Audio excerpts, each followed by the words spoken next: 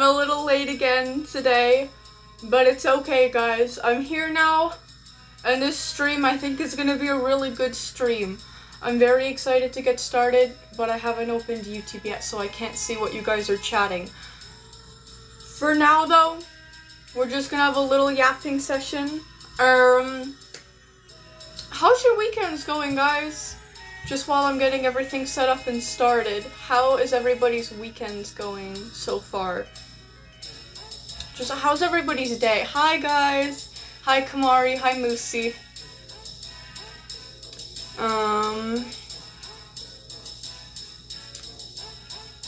Okay, there we go. There we go. Here's my own live stream. Hello. I know. I'm so late. Late. You're fucking late. I know. I know. I'm sorry. Thank you for the rules, Epsilon. My bad, guys. I just wanted to make sure that everything was ready for today. You know, everything on Wattpad and whatnot. I kind of had to polish up a post for Dr. Canada, which took a stupidly long time, actually. And I actually think it was so polished that Nia's, in comparison, is really bad. So I'm gonna be probably posting Canada's today, but not Nia's. But that doesn't matter. We're not talking about that right now, okay? But yeah, let me resume my music. Guys, today we are reading Chapter 2 of my SCP story, SCP Confliction. Kind of nervous, but mostly excited, I'm gonna be honest. I had a lot of fun writing this one. It took a lot longer than it took me to write the other one, but, you know. Hound, I sent you Dragonheart's description. Ooh, nice. I'll be working on that this week. But I already prepared a few bullet points for Chapter 2 of... Are you talking about... Oh, only time will tell. Okay, yeah, I was wondering what that was an acronym for. I know it's your story, based off of AFK Journey, which, beautiful. By the way, I'm very happy to hear that, Hawk, but I just forgot what the acronym stands for. Hi, Moosey. Looks like my friends want me to yap, so I probably won't be here, so bye. Glad I could hop in. That's okay, Moosey. Have a great day. Have a brilliant yap with your friends. That's super important. Let me also open Wattpad. Guys, I literally just posted the story, like, before I got online. Well, that's not true, actually. I got a hot chocolate first. A massive fucking hot chocolate.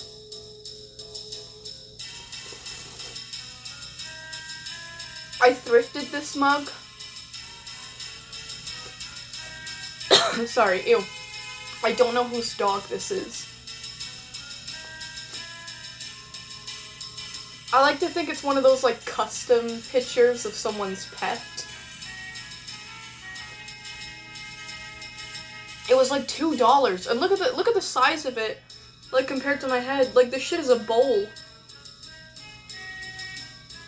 I eat cereal out of it sometimes. Okay, Wattpad is just not loading. That's kind of annoying. But it's okay, I don't care. One way or another, this story will be read today. I already kind of held it off by a week, so if it's not, it better be today. Okay, I restarted the app and it's loading properly. Still not really sure how to use it, though. I'm kind of new, guys. I'm kind of a newbie.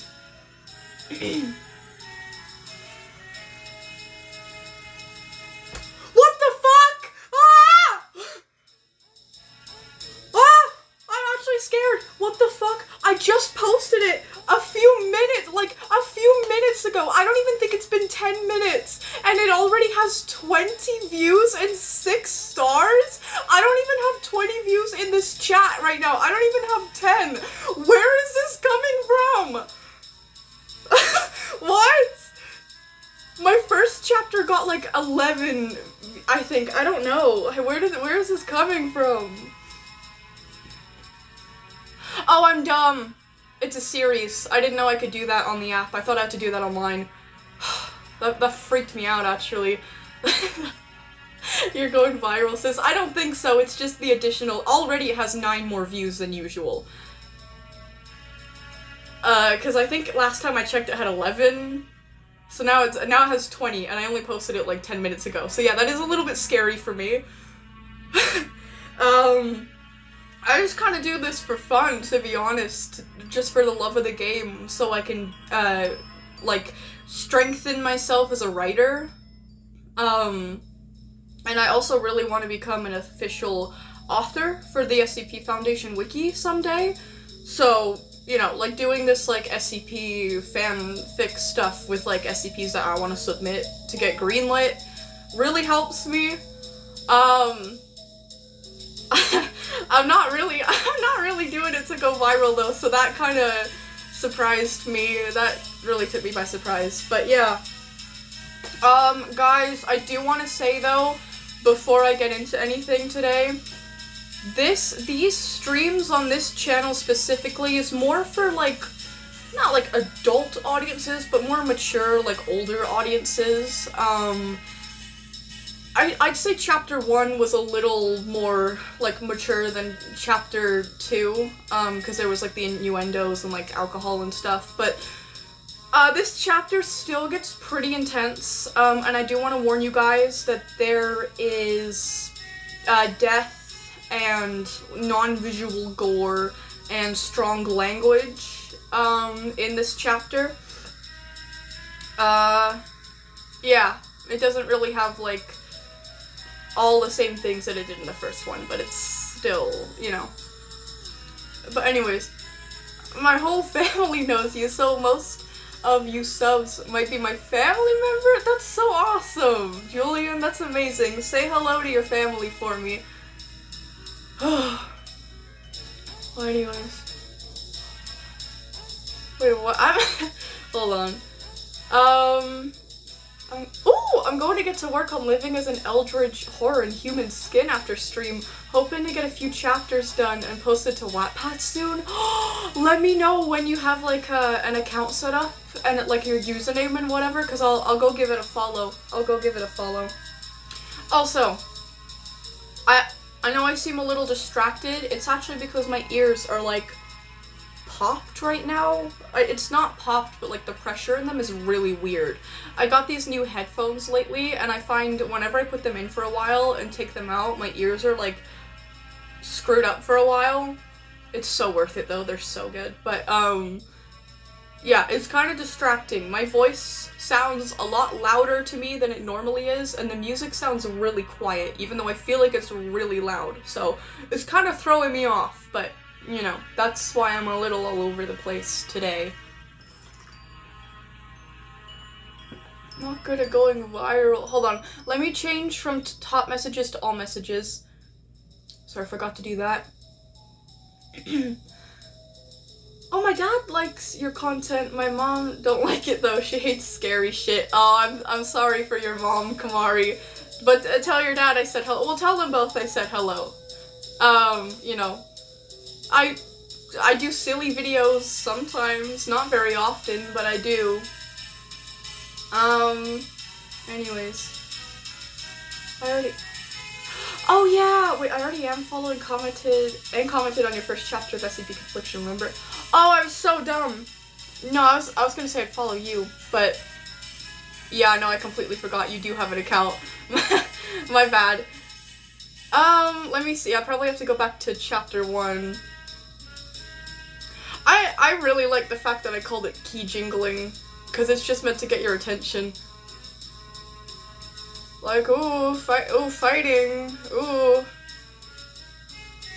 How do I check comments? I'm so dumb. I'm not really used to Wattpad, also, by the way. If you can't tell.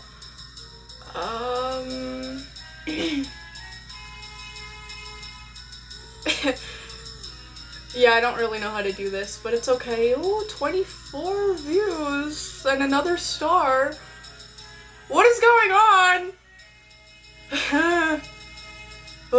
In a good way. I'm freaking out in a good way. Anyways.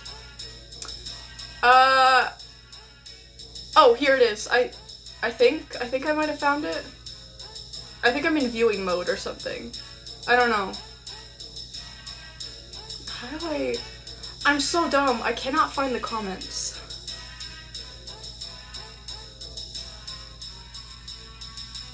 Part 1, view as reader.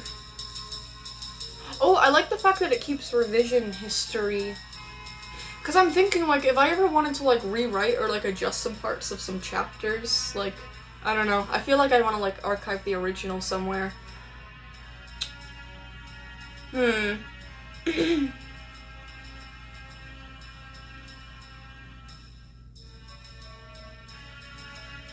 Yeah, I can't find the comments for the life of me, but I'm assuming that I'm assuming that it's just, like, unknown epsilon or something, so I'm just gonna look up your name and find it that way. No results. Okay. What is your username? Oh, there's a link to it. Okay, thank you. That also helps a lot. Oh, wait, no. Sorry, I thought you were linking your own Wattpad for me to find easier. No, you were linking mine. Thank you, by the way. You can, if you would like, you can go read ahead.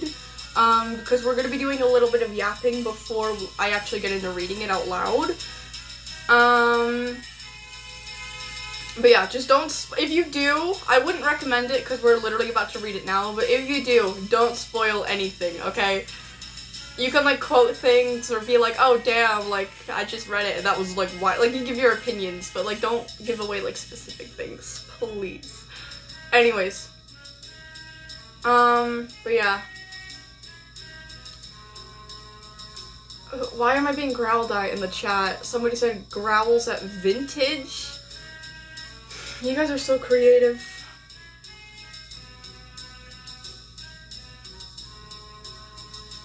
Kamari, I'm gonna pretend I didn't see that. That is horrific. I am so sorry you had to see that.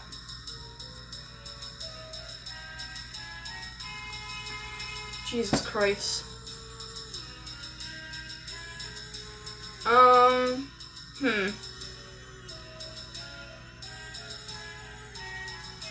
Sorry, what was Julian?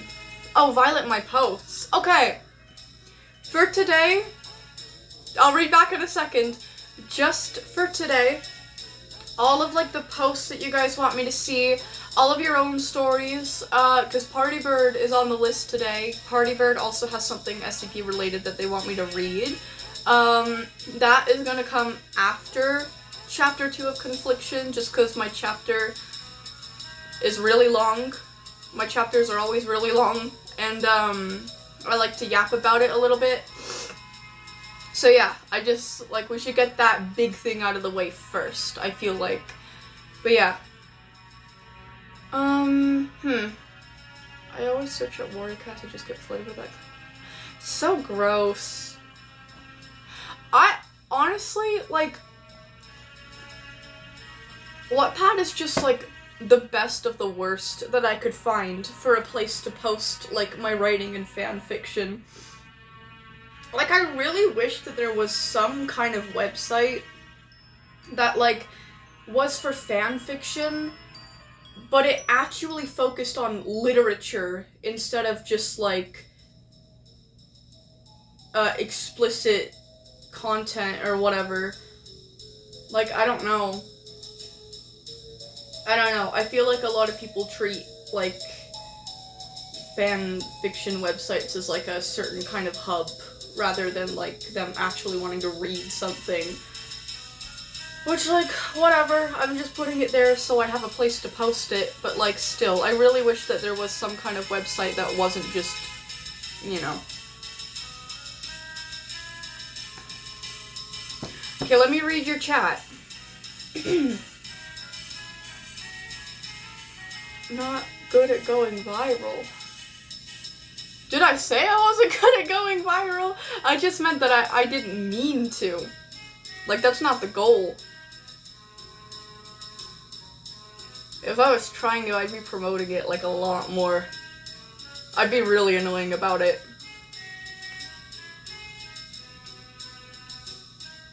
But anyways, your creepypastas ended up on the... on the wiki had bots made about them. Origin Shadow, check them out. And you're about to hit 90k. Oh, so fuck you mean you're not good at it? Did I say that? I don't remember saying I'm not good at going viral. I'm trying to say that as humbly as I can. But I don't know. Thank you, Hawk. That's a very nice thing to say. Guys, next week I'm probably going to be in the dog onesie. I think I'm going to hit 90k by this Friday, which is when I'm going to be streaming next. I think I'm going to be in the dog onesie again for my celebratory stream. It's still going to take place on this channel, you know, even though it's a celebration for the other one, but whatever. Anyways, oh, also, Hound, living as an eldritch horror in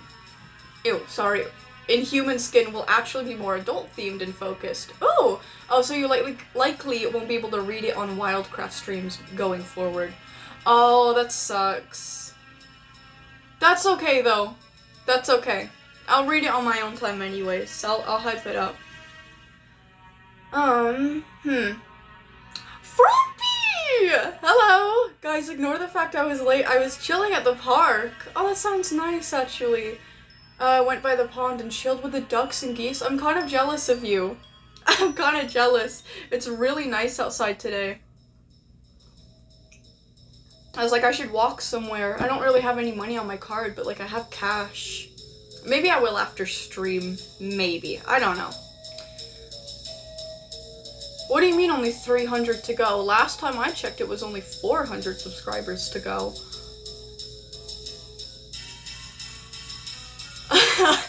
Oh, you're right! 89,707 subs on the other channel. Guys, that's really good. Sorry, my mind is blown right now. Like, between the 90k thing... Quartz! Hi, Quartz! I thought you couldn't make it today. Very glad to see you, even if you're just here for a little while. Very glad to see you.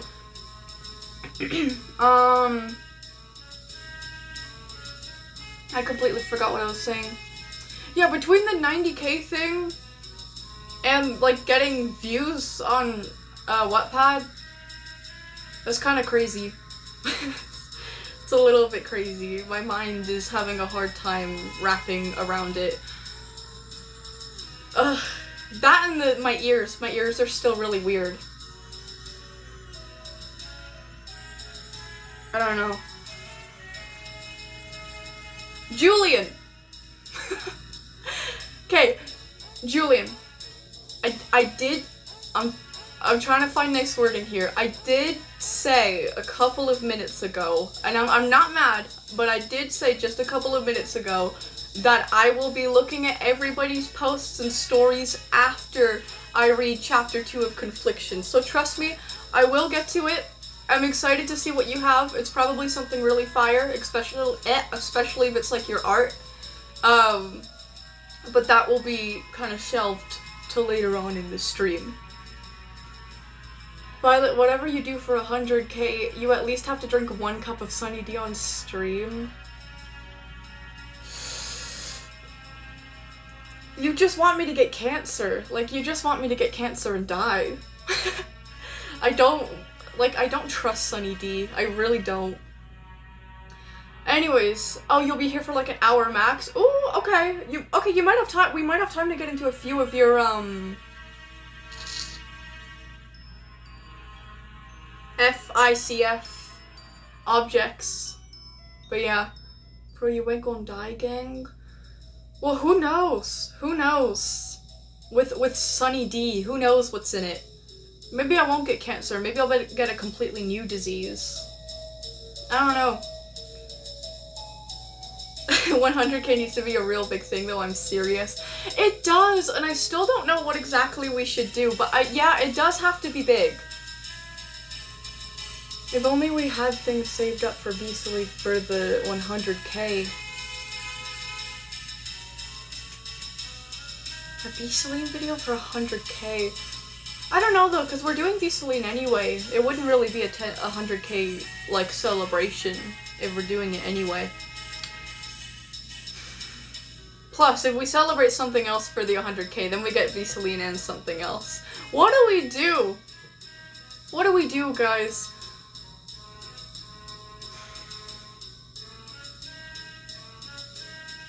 Oh damn, you might unironically read all the objects and shit before I can write anymore. I'm burnt the fuck out. Oh, that's okay, Quartz. You take your time with things, okay?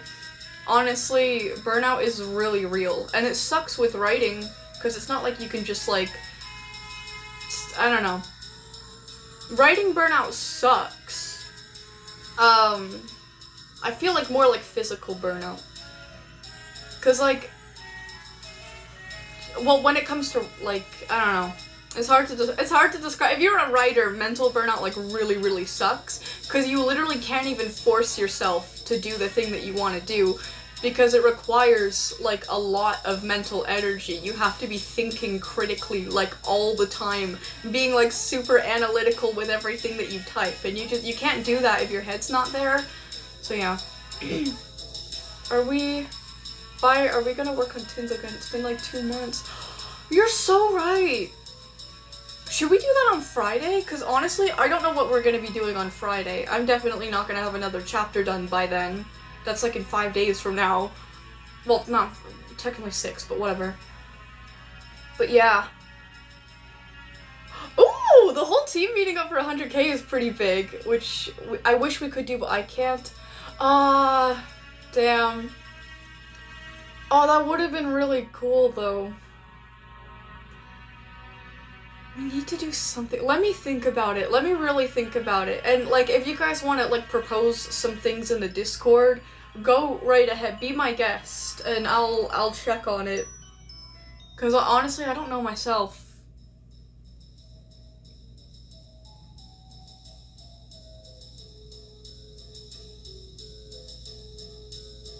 Sorry, this is really good. Oh, Frumpy, that's just how it be on the second channel. This channel has closer to 800 subs now, but the other channel has nearly 90k. So the chat here is a little quieter than the other one. But yeah. Anyways, what about one of those maps, multi-animator projects? That's a good idea. That, I'm on board with that, like, 200%. I think we should definitely do something like that. But then what would we do for a live? I'm talking, like, a live. Like, what are we gonna do on live stream? Host a map? I think we should host a map. We should totally host a map. I'm writing a ton of Warrior Cat stories on my Wattpad. Ooh! Nice, Kamari. I want to be in the map. Okay, awesome. Awesome, awesome, awesome. I'm excited for that already. Listen, I have no idea how to do a map. I just know that a map means a multi-animator project, and that's an acronym I figured out, like, embarrassingly recently. So, you know.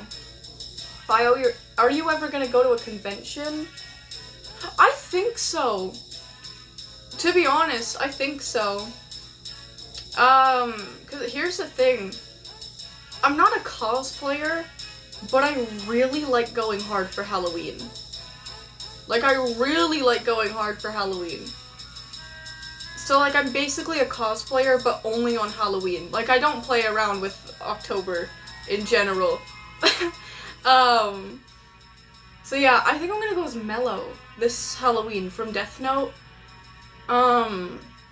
So I might bring it to, like, a convention too, like the cosplay or whatever. I don't know where I'd go though. I don't know what I'd do either. Like, what do you even do at a convention? I have no idea. I'd probably go with, like, my siblings or something. But anyways. Oh, basically, you take a song or audio and split it up into parts. Then you assign those parts to a different animator. And they have to animate it. At the end, you stitch it together to get one MV. Oh! Okay, yeah, that's what I thought. That's what I thought. Okay, I'm excited. We definitely need to do a map. Maps, conventions, Beastly 100K celebrations, so much happiness, so much good is coming our way, guys.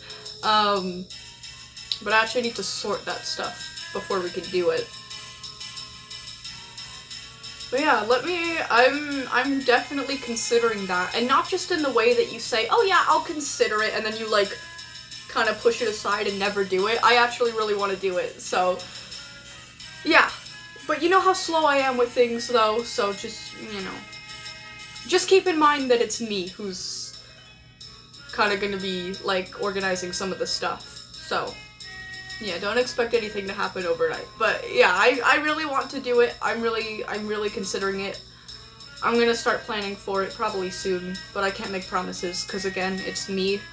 But yeah. You can make a storyboard. I love storyboarding! And a script. I love scripting!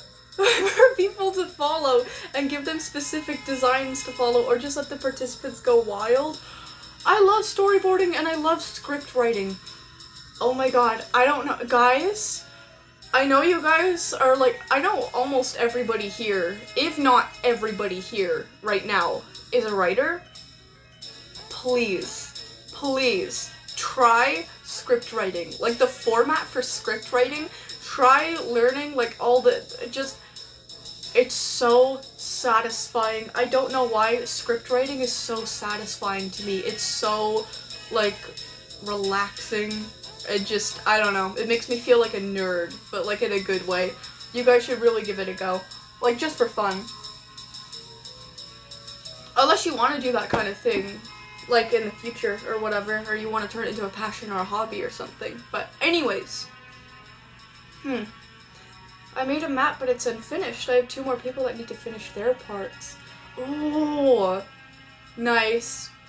I feel like I might just storyboard if we're gonna do a map then, because I'm not really an like, I know how, like, the basics of animation, but, like, I've never really tried it myself. So I'm really not experienced when it comes to animating. But storyboarding is another story. No wordplay intended, but you know. I think my strong suit is writing though.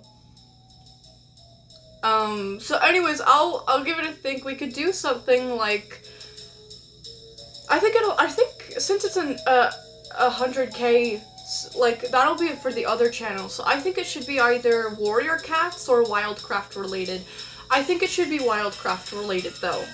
Just because I kind of dropped doing the Warrior Cat Ultimate Edition videos, and also Wildcraft was like where I started, you know, and it's still like the major, it's still like 90% of my channel, so, you know.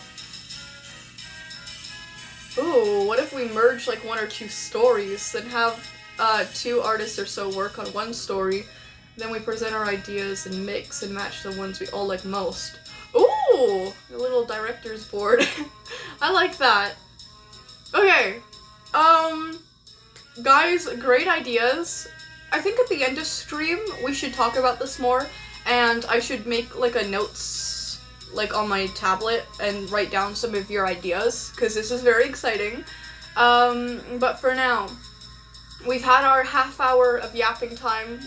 Well, technically 25 minutes, but still. I did this last time, where I kept, procrastinating, I don't really know how to pronounce that word. I kept holding off reading, the chapter, because I was so nervous, but we're not gonna do that today, because I'm not actually that nervous, okay? You gotta put yourself in my shoes for a second, or my socks, I'm not really in shoes right now, but I'm Canadian, but, guys, imagine if on Saturdays, when you guys submit your stories, instead of having me read them out loud, imagine if you got on camera and you read your stories out loud to the viewers. That's kind of what it's like. Obviously, I'm a little more adapted to being on camera and, you know, stuff like that. It still gives me the jitters, guys. But anyways, without holding it off, we are going to start at least getting into this. I feel like I should do like a little recap of last time, but I do seriously recommend just going back and watching the other streams that I did on my channel for Chapter 1. Wait, you're too young for what? What was I talking about? Wait, what? Woohoo. Wait, too young for what? Are you making a joke or are you too young for something? Oh my god, I'm so dumb. You're too young for getting on camera and stuff, yeah. I have problems with reading stuff out loud, so sadly I can never do that. I used to be so good at reading out loud as a kid, and like I still am, but for some reason, sometimes I just read things entirely wrong, or I will say the complete wrong word. Like, if the sentence says, I'm going to the park, sometimes I will read, I'll be like, I'm going to the store. Oh wait, why did I say store? I meant park. And it's so dumb, because like, I'm not even thinking of a store. I don't know where store came from. It's not like my subconscious is a fucking store. You know what I mean? But anyways, yeah, okay. Chapter 1... I feel like I should skim it over with my own eyes myself, just to make sure I'm really missing nothing, because I know it's my own story, but I also haven't saw it in weeks myself, so, yeah. So basically, I do need to introduce... Hi, Starscream! Okay, I do need to introduce two characters, not introduce, but I need to go over two characters, because they are original. I'm assuming if you're here, you know enough about the SCP Foundation to know what it is. So I'm not going to be explaining all that, but I do have two original characters, which obviously you wouldn't know from any outside sources, so yeah, I am going to be going over them briefly. Dr. Nia Mayfield, she gets introduced, like, right off the bat in this story, but in Chapter 2, she's mentioned in the later half of this, like, the newer chapter.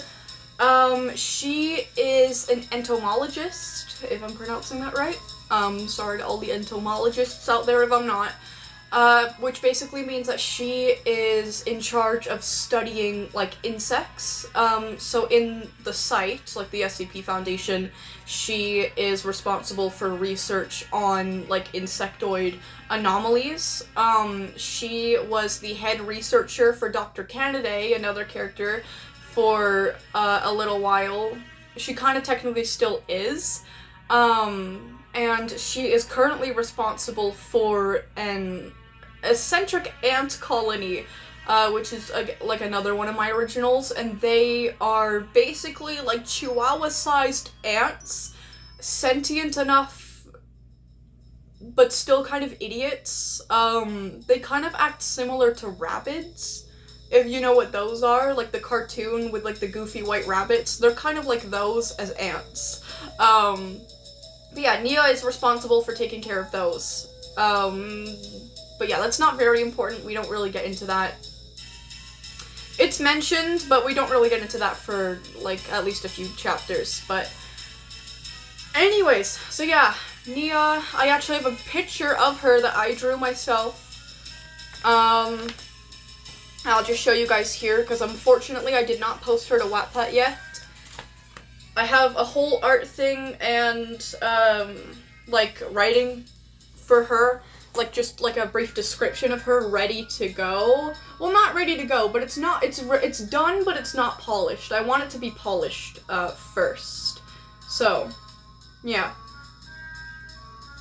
Here's her taking care of one of the ants, and as you can see, they're obviously not normal size. But yeah, that's hers. Then we have Dr. Canaday, who is obviously not so human. I don't know how well you're going to be able to see this on screen, because she's a bit of a darker looking character. Also, I tweaked her design a little bit, if you haven't noticed, from the last time I showed you guys. Yeah, this is Dr. Canaday. She is a insectoid humanoid. She's part centipede. and she works as a personnel within the site. She is allowed to free roam. I do need to say, previously she was a member of the Red Herring. Now she is not. That's not, like, canon anymore. She actually just does, like, voluntary work within the site. So she helps, like, researchers with anything. She's kind of, like, not in charge of security, but she helps with security. She's basically expected to carry, like, multiple responsibilities. Like, if, like, someone just needs, like, I don't know, say something is really high up and, like, a researcher wants her to get it down, she can crawl up walls, they tell her to do it, she does it. That's what, like, she does in exchange for, like, being allowed to free roam in the site. So as long as she proves her use, towards, like, the well-being and, like, convenience of staff, she's basically allowed to free roam as a personnel member. But yeah. Why does a chihuahua-sized ant give me arachnophobia? Would it be arachnophobia? I'm not sure. I don't know. It never really occurred to me that chihuahua-sized ants could be scary to some people. Until just now, actually. I think ants look really cute, so I'm sorry to anyone who's kind of creeped out by the thought of them. There are at least, like, 20 of them in this story, so I apologize. But yeah. Yeah, arachnophobia is the fear of spiders. Yeah, I don't think it counts. I don't think it counts. I don't know what the fear of ants would be. I know the fear of centipedes is like chilopodophobia or something. Can we get an ant-sized chihuahua next? That's cute. Maybe. Look, I'll think about it. I'll see if I can include it. But basically, just so I'm not going on and on. Yeah, Mayfield is an entomologist. Canidae is like a centipede anomaly. She's still humanoid, she's still sentient, she's, like, capable of speech and everything, but yeah, she's an anomaly. She's, like, a giant centipede, basically. You know what, I don't think anything else is necessary to explain. If you guys are curious and you do want to know more, I will be posting about these two characters individually on Wattpad. I know I will at least be posting about Canidae tonight, so I'd highly recommend checking out my Wattpad page.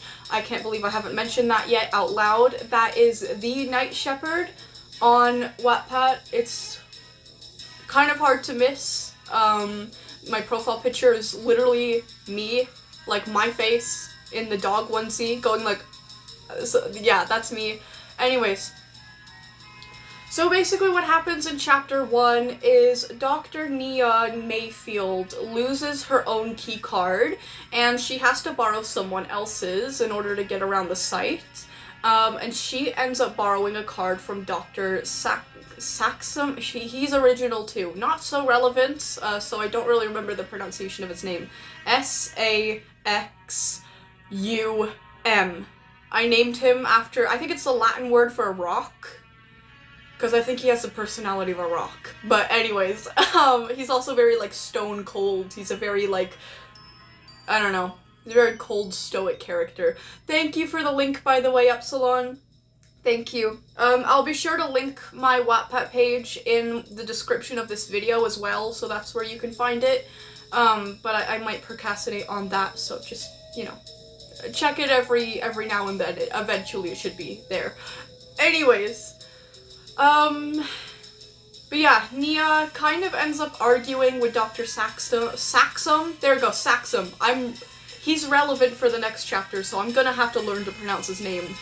Saxum. There we go. So, she borrows the card from Dr. Saxum. The card is a level 5, so it's, like, kind of a really big deal that he's letting her borrow it, but she's got a very good reputation in the Foundation, so she's trusted. But he says, like, just make sure, like, after your shift, you bring it to me, like, straight away. Like, you don't do anything that you're not supposed to do with the card. You get to work, you get back, give me the fucking card back. So she's like, okay. But they do get into a bit of an argument. where Nia finds the Foundation's methods a little more cruel than they have to be, like unnecessarily cold, and Saxum argues that it is necessary, and if it's cruel, or if it's necessary, then it kind of cancels out the cruelness. Like, it's not cruel if it's necessary. They kind of get into an argument, but like, over morals, but eventually Mayfield leaves and goes to her own work when she's interrupted by... Wait, what? Epsilon's mom. Hello, Epsilon's mom! Hello, how are you? Sorry, I'm like kind of explaining a story right now, but I just wanted to say hello. I hope you're having a nice day. You know, your son is very awesome. Anyways, as she's walking to her shift, 682 breaches from containment, and it's, so she runs out of the heavy containment zone. Canada, being kind of responsible for handling things like that, or like at least expected to, she goes to try to sort things. Nia warns her and be's like, you don't have to do this, like, don't, she's trying to warn her not to do this. Canada does it anyway, because honestly, she's very, very bored of being in the Foundation, and she had other reasons that we're kind of going to get into in later chapters. I don't want to spoil anything. Anyways, while she is getting to 682, because it's a massive site, Dr. Clef is already fighting with 682. He kind of, I'm skimming over a lot of details here, he kind of loses. Then Canada comes and kind of like helps him finish the job off in a way, not to like save him, but kind of just because she's bored and it's like her responsibility. So they kind of argue over that, because Clef thinks that like she did save him and she didn't, so she's kind of angry over that. Then Nia comes in to see the aftermath, and she's like, oh my god, you both look terrible, you're going to the med bay. She kind of like demands them both to go to the infirmary, and I think that's kind of, no, actually that's not where we leave off. That's not where we leave off. Very important. So as they're going to the infirmary, we kind of get another, like, POV from the sector of SCP-035's containment cell. Oh my god, I'm so bad at explaining things. I should have mentioned at the very beginning, Dr. Saxum works as an observational personnel for SCP-035. That's why he has such a high clearance keycard. He works in SCP-035's sector. So anyways, so at the end of this chapter, we get like a little scene where two of the guards outside of SCP-035's cell start hearing like kind of these voices, and they realize that it's 035 like communicating with them telepathically, because like he must have like corroded the lining of the walls. Okay, you know, I'm not explaining all that stuff. You guys can go watch, you guys can go like go read the chapter if you want like the finer details. But basically he, as in SCP-035, kind of offers like a proposition to the guards, but that's where the chapter leaves off. So we don't know what happens after that. We just know that the mask was able to get into the guards' heads, and it's pretty obvious that he's trying to manipulate them into doing something, but that's where we leave off. Okay, sorry, that took way longer than expected. My chapters are kind of long, and I'm really bad at explaining things. I should probably just make summaries, so I could read them more easily next time, so yeah. Anyways, I'm gonna check up on the chat one more time, and then we're actually gonna get into the new chapter.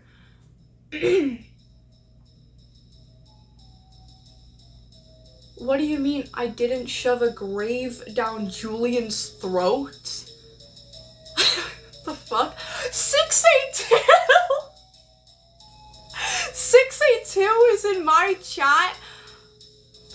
682, no hard feelings, okay? I'm sorry. I'm so sorry.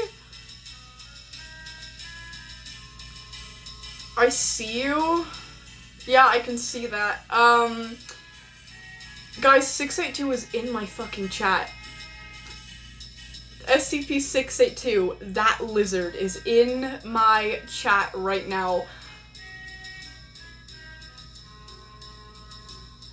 Listen. Listen, buddy, I did you justice, okay? Your fight scene was really cool. I made you aura farm a lot. Okay, the title is literally called Key Jingling. That's the whole reason why I added like an awesome fight scene to chapter 1, alright? And you know what? I was thinking I needed a really cool, awesome SCP, and I thought of you. I thought you were literally the perfect candidate for, you know, an SCP to be fought, a really cool SCP to be fought for the first chapter. And I didn't do you dirty either. I really didn't. You were only defeated because you went through, like, at least, like, 20 guards. Then you had to shrink yourself down enough to fit through the doors of the hallways. Then you dealt with Dr. Clef. Then you dealt with Dr. Candidate. So, all things considered, you actually held yourself pretty well. Okay? You only lost due to the circumstances, which were greatly not in your favor, okay? You still fucked up Clef a good bit. You got Candidate. You got her arm. So, like, are we good? Like, maybe, listen, like, you're not dead. You're 682. Even if you die, you're not dead. Like, you'll come back. So, listen, what do you say what do you say you return in another chapter, okay? And I do you a bit more justice, alright? Just don't eat me. Wait, Violet, help, a guy broke into my basement and kidnapped all your workers and I'm the last one left? Go get them back! Go get them back! If you don't go and get all my workers back, I swear to God, Frumpy, you are taking swimming lessons in the giant deep fryer. I will literally send you snorkeling in the giant deep... I will put, like, 50-pound dumbbells in the deep fryer, and I will push you in there to go and dive for them, and you are not allowed to come back until all of the dumbbells are retrieved. Get them back! Wait, I can't get them back? Julian shoved me in the microwave? Okay then, what I just said applies now to Julian and not Frumpy. Anyways, wait, Violet, tell me I'm respectful. You seem pretty, I don't think you're causing chaos in the chat. I think you're being very respectful. Thank you, Starscream. Actually, that's very appreciated. Starscream, thank you. What a polite individual. Wait, breach out of the containment? What, you mean like breaches out of the containment? Is 682 role-playing? I don't have time for this. Sorry, I'm getting distracted. Okay. No more procrastinate. Holy shit, it's almost been an hour. Can you guys believe that? Okay. Chapter 2, guys. We're finally gonna start on it. I'm not gonna procrastinate anymore. I genuinely wasn't trying to this time. It's just I had a whole other chapter, a very long chapter to, like, skim over. But yeah, next time I'm just gonna make a summary.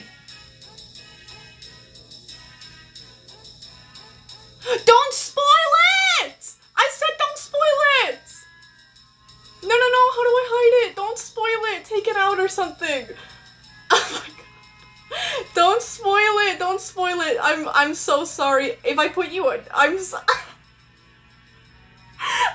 sorry. I had to put Epsilon in timeout for fucking 10 seconds. Because I didn't know how to hide the message. I'm sorry. Don't spoil it though. I summarized. That's a spoiler. Oh wait. Epsilon did nothing wrong, I'm stupid. Epsilon did nothing wrong, I'm so sorry. Okay, I skimmed over your chat, and there were certain parts of it that sounded like the new chapter. I thought that you read ahead and I'm so sorry. I'm so sorry. I panicked. I'm so sorry. I'll read the chat out for you guys, okay, so that chat doesn't go to waste. Okay, Epsilon said, summary. Dr. Kennedy gets pissed, fights an immortal with an overzealous man with a shotgun, gets mildly hurt, wins, gets forced to a medbay while a mask tries to breach containment. Epsilon, you couldn't have summed it up better. Thank you. And I'm so sorry. Thank you. Violet, you actual coffee mug. I feel like I have the same IQ as this dog on the mug. He doesn't really seem to have a lot going on up there. Listen, all of my brain cells went to writing chapter 2, alright? I'm sorry, though. Genuinely, that was my mistake. Okay, without further ado, alright? No, I am not insulting the dog. I'm saying it lovingly. Okay, I'm kind of insulting the dog, but I am still doing it lovingly. Anyways, should we change up the music? I want to put on the Twilight Realm theme. Not because it's, like, fitting or anything, but just because I like putting that on when I read. Twilight Realm theme slowed. There's, like, an hour version, and it's, like, or half an hour version at least. It's pretty good. Uh-oh. I don't know if that timeout affected the chat rules, because it hasn't loaded the... Uh-oh. If you wouldn't mind, could you, thank you so much. Oh my, I'm so sorry. What is up with me? Okay, there it is. Thank you so much. Okay, now we can actually get started. My bad, guys. Okay, here we go. Part 2 of SCP, or Chapter 2 of SCP, Confliction. This chapter is named Recidivism. I've never actually said that word out loud before, but it's basically... I'm not gonna spoon feed everything to you guys, but I am just gonna say this just means like it's a word used to describe like a criminal's tendency or likelihood to reoffend. So, it's a little foreshadowy, but that's all I'm giving you, okay? Whatever. Okay. A quiet day in the site infirmary is a rarity, but the lack of survivors after 682's breach provides exactly that. The only faint sounds hum from the whir of machines and occasional murmuring between medical staff, none of which who dare to jinx the peace by addressing it out loud. The many beds lined against the beige and soft green walls are empty, save for 2 in the far corner. Dr. Alto Clef sits on the furthest one, having previously batted away nurses like a hideous cat so he can tend to himself. With him lies only disinfectant wipes and a skin stapler, both items he'd snatched without anyone's permission. Dr. Kennedy sits on the end of the adjacent bed, her gashed arm gracefully extended for the nurse, a calm man who's clearly well adjusted to treating odd patients. For a creature so insectoid, Kennedy holds the demeanor of a show dog getting a touch-up at the groomers. With her head held high and her lavender eyes lightly shut, she looks unaffected by her injury, her thick skin and lack of pain receptors allowing her to keep a stoic demeanor. What isn't helping keeping her stoic demeanor, however, is him. Her antennae begin to vibrate, her brow ridge twitching in agitation. It's Clef. She can feel him staring at her. Stop looking at me, she demands lowly, not lifting a single eyelid to address him. Sorry, can't help it. It's my first time seeing a charred alien up close. Clef jabs, his grin stretching as he disinfects his side. He keeps himself from wincing as the wipes sting into his flesh, an impressive feat just for the sake of maintaining an annoying expression. What? Candace snaps her head to glare at him, her antennae swishing like irritated cattails. I'm a giant centipede. What are you supposed to be? Stinky Pete from Toy Story? Look him up, by the way, it's like really similar. I laugh writing that. But anyways, Clef barks a loud laugh, the sting of his lacerated side subsiding momentarily. Ha! I got a lot of names, kid. Dr. Alto Clef, Agent Ukulele, the Serpent of Lies, or just motherfucker. I didn't really ask. Kennedy cuts him off, her gaze drifting towards the nurse stitching up her wound. You're better suited for a name like Mealworm, anyway. Small and gross. The nurse turns his head down as subtly as he can, fighting back a look of amusement. He continues his work as if he can't hear anything happening in front of him, but his ears are working overtime. Clef, however, doesn't find her comments so funny. He's succeeding in riling her up, sure, but that wasn't his only intention. He's failing to drive her away. It actually irks him to look at the way she leans her head closer to insult him, fear devoid from her many eyes. She's not uncomfortable around him, just mad, and part of that both frustrates and intimidates him. So, he decides to switch tactics. I'll tell you something, Bug. Clef adjusts himself closer, his smirk vanishing. He stares her coldly in the eyes, making her own expression twist with confusion. In my youth, I worked for the GOC. My whole job was crushing anomalies like you for far less than gobbing off, and I never felt a thing about killing any of them. Even when they screamed, cried, begged, it didn't mean shit to me. All the same, just insects, he mutters, grabbing the skin stapler to press metal into his side. Candidate tisks, sneering at how easily she got under his skin. And now look at you, she drawls, as if telling a tale of tragedy, pushing it with a mocking pout. Battered, outshined by just an insect, and defeated by an oversized lizard. She smiles smugly, glad to finally be the one irritating him instead. Clef just sits there and glowers at her, waiting for the second she properly absorbs what he just said.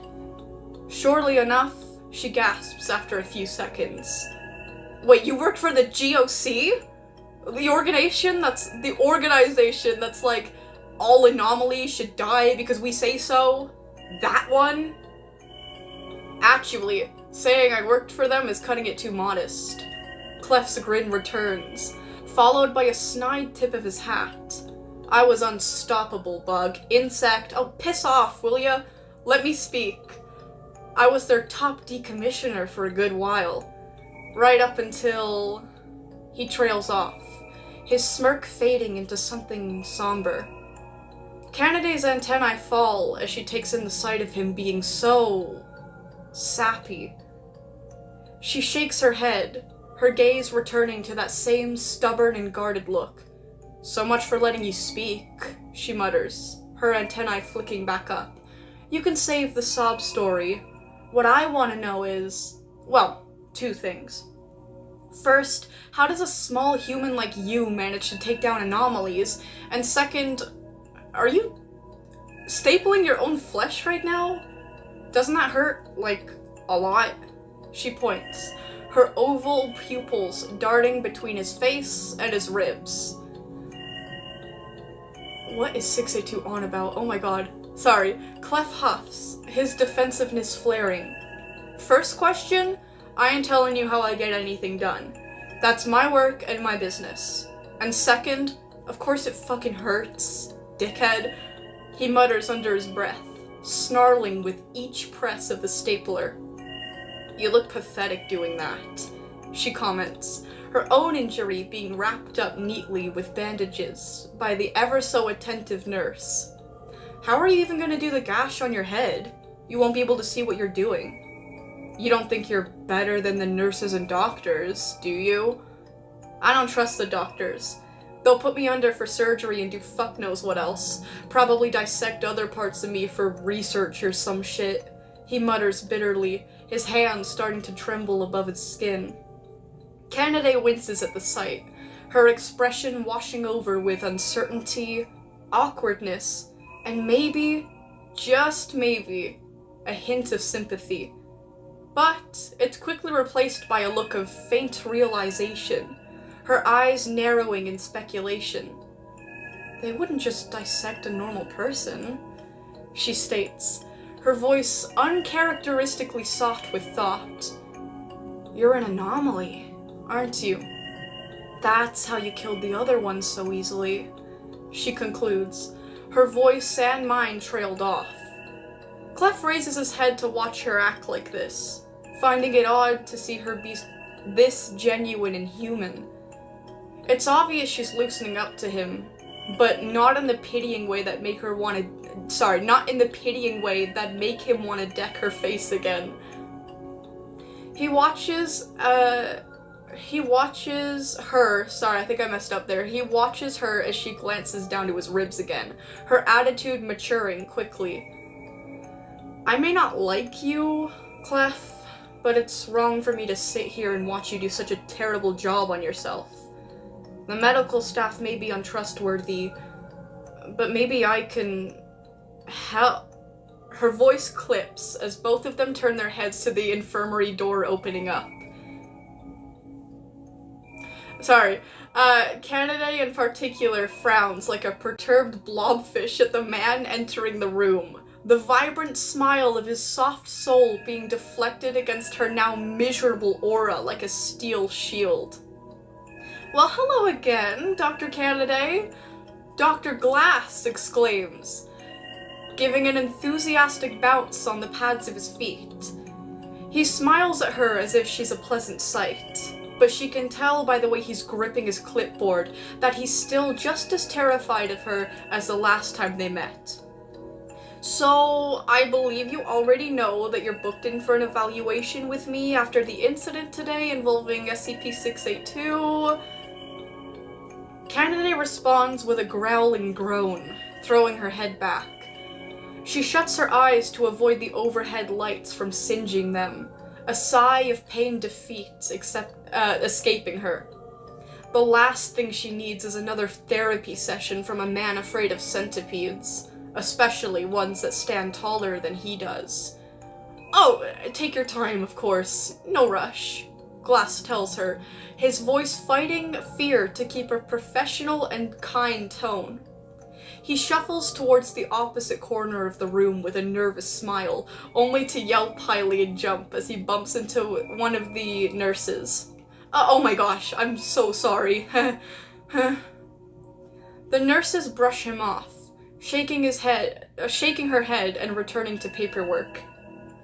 Clef can't help but scoff and quietly laugh at the other man, rubbing his hand down his face to make it less obvious. Actually, Canaday's nurse pipes up, lightly tapping against her bandage. She's all set to go now. "Now?" Canaday blurts, yanking her arm back. She examines the bandage worriedly, her antennae dropping like wilting flowers. The nurse is right. She's absolutely fine to go now. Desperate, she glances towards Clef to make an excuse for her, but he just smirks, the expression burning into her brain. He has absolutely no intention of helping her out of this, especially not if it means she'll fuck off away from him. "See ya, Bug?" he snickers. Canaday scowls in boiling spite at the decommissioner, her canines exposed like a scared dog. "So, Violet," Glass starts, making her sigh and roll her head to face him. I I understand that psychological evaluations are a tad bit uncomfortable for you, so that's why I've decided to try a different approach this time. You may even find it fun. Candide freezes, her eyes growing with both surprise and caution. Fun? She repeats, her posture lifting curiously. Yeah, come on. Let's go to my office to get started. The sooner we start, the sooner we finish, right? Glass coaxes, stepping towards the door. Violet hesitates, looking back at Clef one last time. Such a dismal wreck. If she could only just help, maybe fix up the gouge in his head. Surely Glass wouldn't mind if she stayed here for just a few more minutes. Oh, I can't believe I forgot to mention, Glass chuckles, holding his hand to his forehead. I went and got you a mango. It's waiting for you on my desk. Bye, Clef. Candide quickly hops off the bed towards Clef, but she's stopped by a sudden weight coming from behind her. She turns around to look at Clef again, a hint of timid anticipation on her face. Thanks for, the whole thing with 682, he mumbles, his eyes averted to the floor. She begins, about to remind him that she didn't save him on purpose. For some reason, though, she can't find it in herself anymore. Yeah, she replies tensely, nodding her head a couple times. She turns away slowly, then follows Glass out of the door. That's the first part of this chapter. It's kind of broken into two segments. I fully expected the chat to have turned into chaos by now, but I am just gonna check with you guys anyway. Yeah, we're eating each other. We are all eating each other in the chat. And we're killing me, apparently. Kills Violet in every single way. Eats Snow Ruby. Hi, Snow Ruby, by the way. Hello. We're talking about insurance. Oh, Kamari says protects Violet. Thank you, Kamari. That's very appreciated.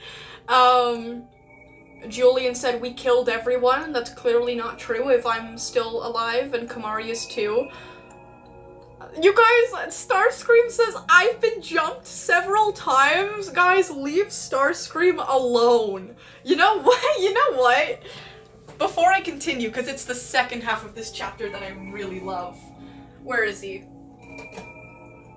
Please don't knock over anything else. Starscream is staying with me now, okay? None of you guys can get him. He's gonna be right here on the desk. If I can get him to stand up properly on his stilettos. Yeah, he's staying right here. Aggressively sobs. I'm not dealing with all that, but you can't stay on my desk. Okay, so people are shaving my hair.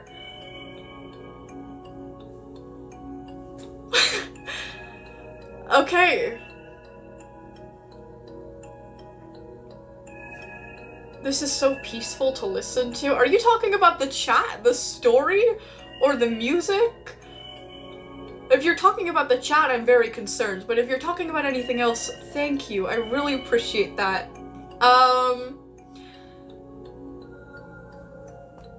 Neptune! Hello! What? Get distracted into chapter 5 of Getting Over Things. Yeah, we're reading, chapter 2 of Confliction right now. I'm getting onto the second half, because it's kind of divided into two. Oh, your hair is really nice. Thank you so much. I don't know how to say your name. Dilophosaurus? Thank you so much. That's very nice. Okay. Time to move on. If I could find Wattpad again. There we go. Meanwhile. Also, I think some of you guys may remember yesterday when I told you guys pay very close attention to this chapter because there will be some foreshadowing and like little secrets that I hid in this story. I hid it in the second half. So pay very close attention to some of these paragraphs. But anyways, Meanwhile, Dr. Nia Mayfield huffs angrily, grumbling to herself as she storms down an empty hallway. I cannot believe they're sending me home early today. Since when does seeing 682's breach aftermath make me too distracted and too emotionally hindered to take care of a couple of ants? Now I gotta bring back this damn keycard. Oh, sorry, I read that wrong. Now I gotta bring this damn keycard back to Dr. Saxum in the SCP-035's containment sector, she mutters, opening up the gate into the heavy containment zone. She shudders as she enters the beige and gray halls, her eyes skimming the area nervously. Weird. The air feels denser here today. Or she just said dense. Sorry, I'm reading my own story wrong. The air feels dense here today. Despite this, she presses on, knowing she doesn't really have another choice. It would get her in a ridiculous amount of trouble to be caught keeping a keycard past her clearance level, but more than that, she finds that Dr. Saxum was very kind to have entrusted her enough to borrow this.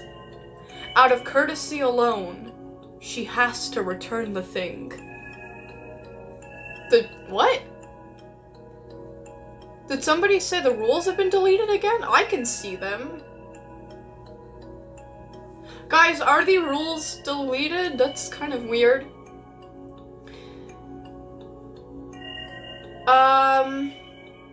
Thank you. Yeah, I'll pin that message then.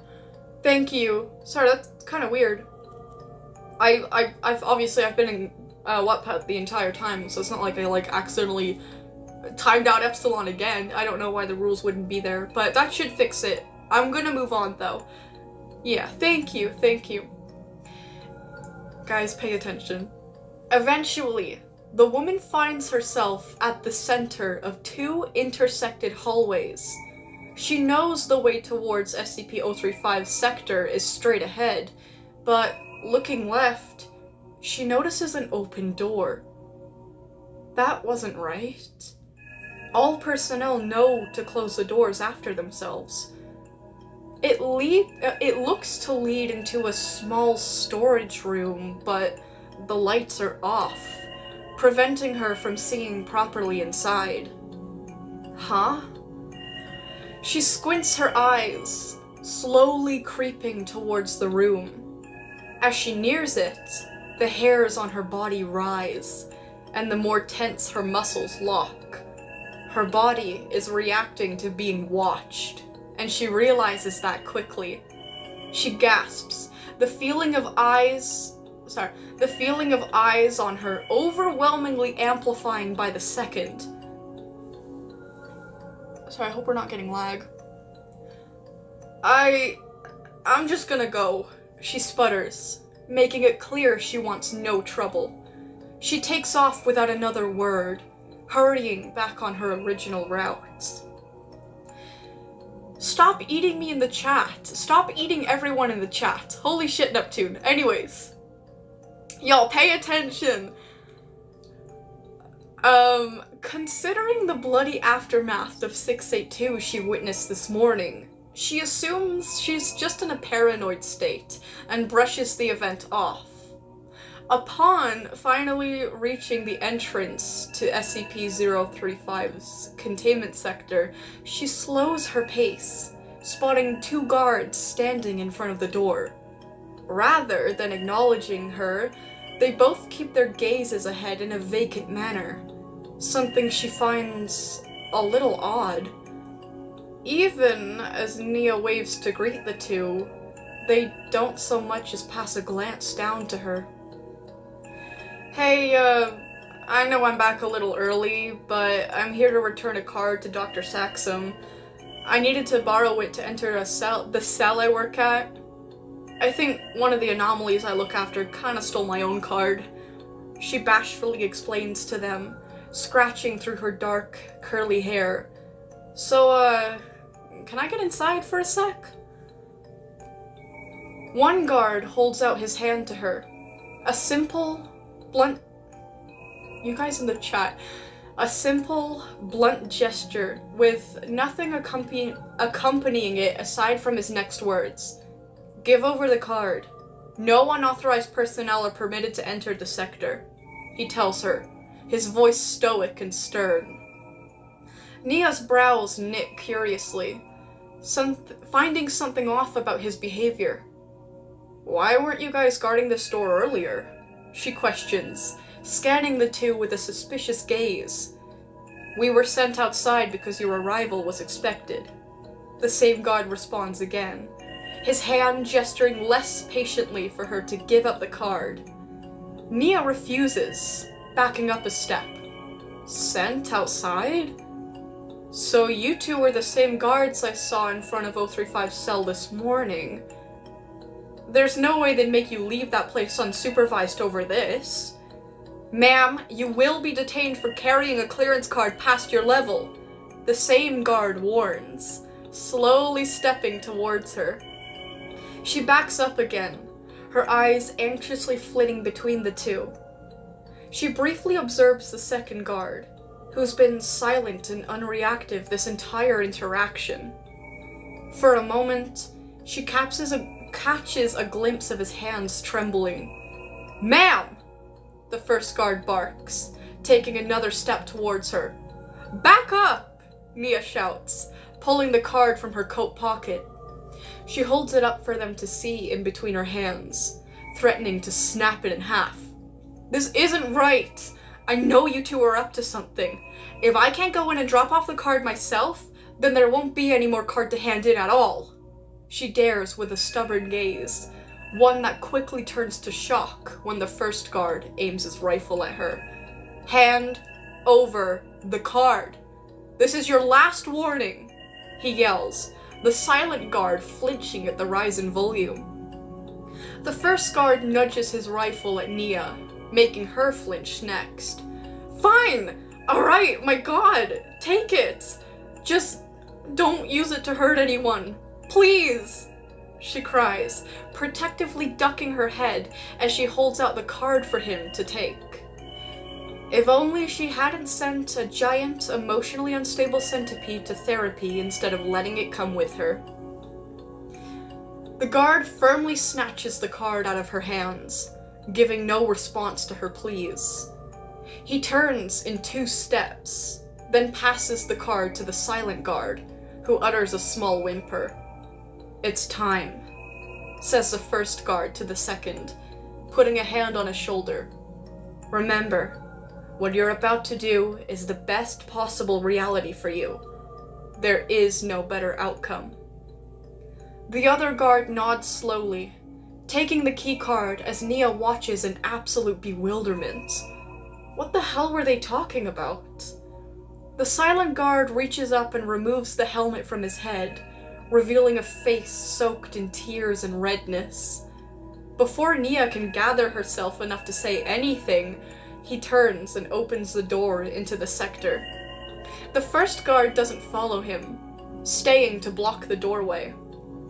Nia peeks past his side to see the silent guard walk towards 035's cell rather than the observation room, and that's when she realizes what's going on.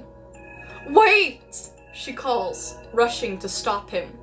She bashes into the first guard, stopping her, unable to push past his larger and heavier frame. "Please, don't go in there!"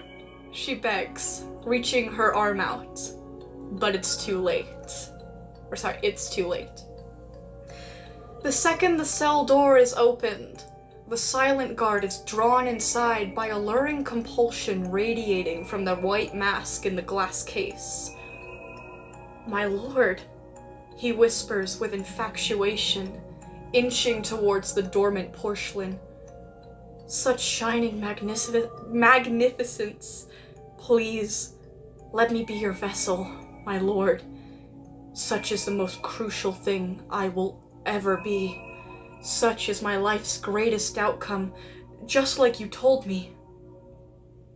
Inside of the opposite room, the 4 observation personnel express pure horror to see a guard inside of SCP-035's cell beyond the glass window.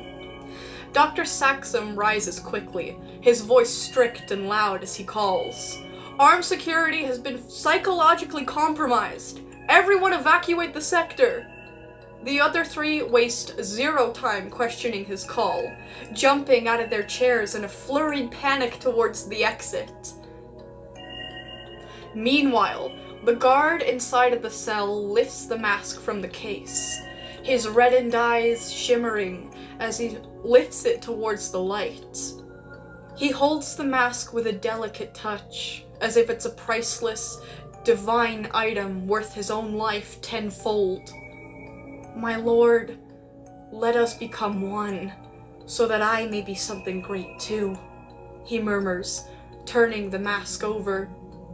He takes a deep inhale, then nears it closer and closer to his face. The moment the personnel spill out of the observation room, the guard holding Nia back throws his head behind his shoulder to yell at them. Go back inside, all of you! The Lord demands that you stay! He calls, only to no avail as they begin shoving him to unblock the doorway. The power of 4 adrenaline-rushed adults against the lone guard overwhelms him quickly, but he recovers by kicking Nia to the floor and spinning around to fire off his rifle, bullet striking a man directly in the forehead. Hi, Echo. Echo, you made me lose my place, but it's good to see you here, too. The man grunts and twitches violently, stumbling back and smacking his head into the wall behind him. The others gasp and scream as he collapses, the blood of his exit wounds smearing warm red directly across the image of SCP-035 on the infograph. The remaining personnel fearfully huddle back into the observation office while Nia is left stunned on the floor outside. She weakly— My music! No! No, this is not the same version. Y'all, not at the best part. Well, this isn't. It's getting there. Anyways. Nia weakly props herself up on her elbow, adjusting her chipped glasses as her vision unblurs from hitting the floor so hard. Her eyes widen as they land on the slumped dead man, his face frozen in a wide gawk, his empty eyes pointed right at her. The sight makes her shriek horribly and crawl back, then scramble to her feet for a spot to hide. She thought the incident with 682 would be the worst thing she'd see all day. No, all year. But this, to be present for the carnage, brings her a new horror she didn't know she could feel. In the office, the remaining personnel stare with tension at the guard blocking the door. Dr. Saxum, covered behind the other 2 men, discreetly pulls his phone from his pocket and does his best to alert security, without glancing down at his screen too obviously. He manages to open his contacts, his shaking thumb hanging loosely over the security department. His hand twitches to press down, but he's stopped by his colleague lunging towards the guard, his movements erratic enough to avoid being shot in any critical areas.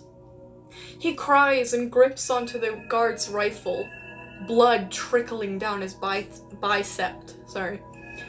Dr. Saxum scowls, hiding his phone behind the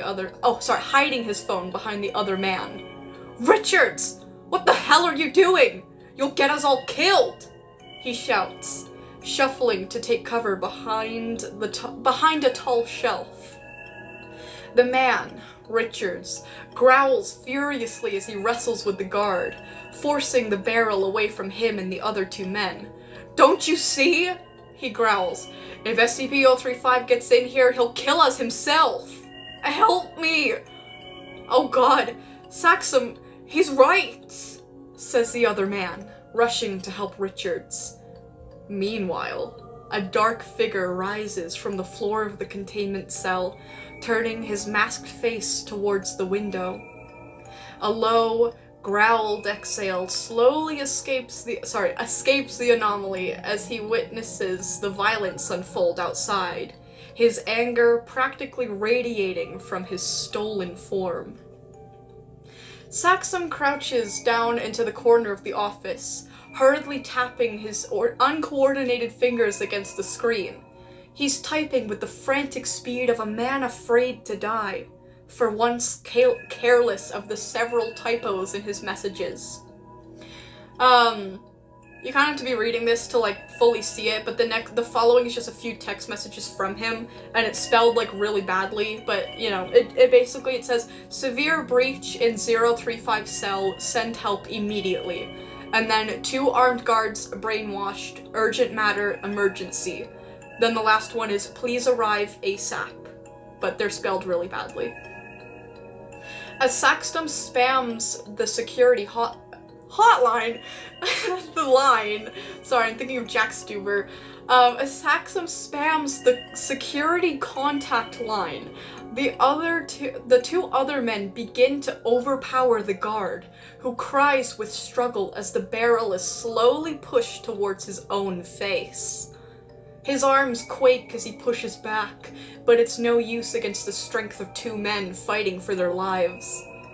Just as the guard is about to meet the dark inside of the P-90, a violent barrage fires off from behind him. Suddenly, the pressure against his arms fade.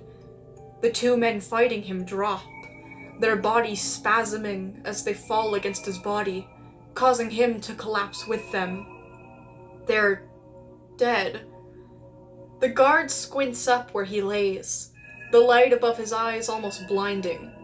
Standing over him looms the silhouette of SCP-035, holding a P-90 of his own, as of about a moment ago. Adorned in both the other guard's uniform and body, he gazes around the room, his demeanor focused and calculative. "My lord, you saved me," the guard murmurs, but the mask gives no response.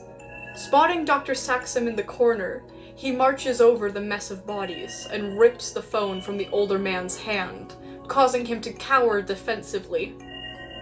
The mask brings the phone close to his face, his eyes scanning the messages with a growing scowl. "Dr. Saxum," he starts, his voice almost a hiss.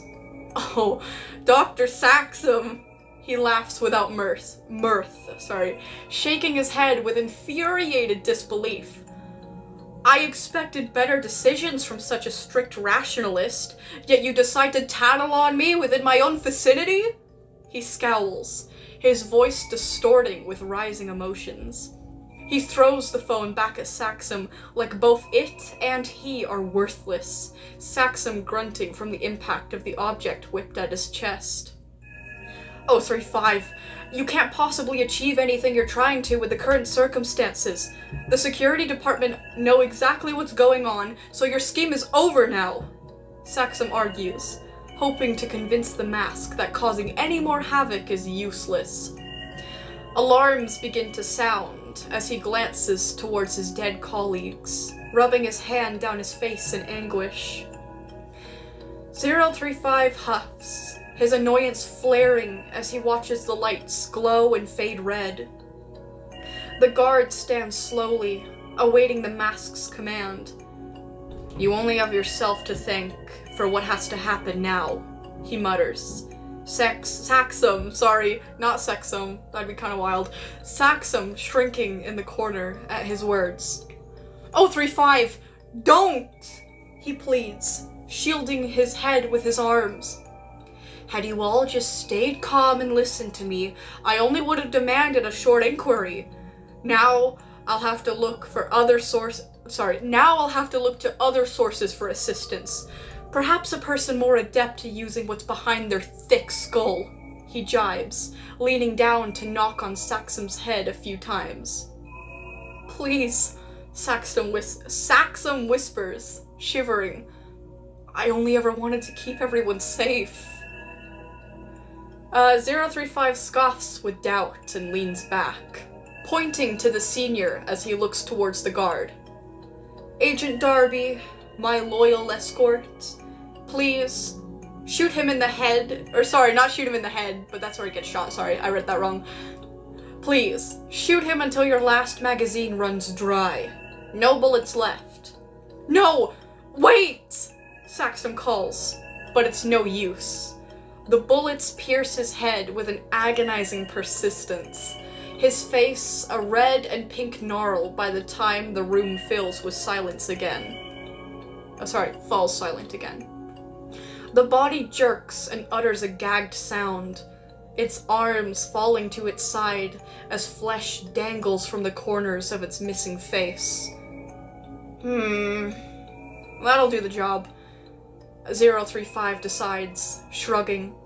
He steps towards Agent Darby, Saxum's body hitting the floor behind him. Darby, you still in that malfunctioning head of yours? If you are, then I'd like you to consider yourself I'd like you to consider it miraculous that I'm in a hurry today, he tells the agent, placing a firm hand over his shoulder. He leans uncomfortably close to Darby's face and slowly tears the visor from his helmet, glaring him dead in the eyes. Because if I had the pleasure of time, you'd wish you'd taken the place of your partner. The mask presses the rifle's tip beneath Darby's chin and sets off another rain of fire, watching his life almost instantly cease from his eyes.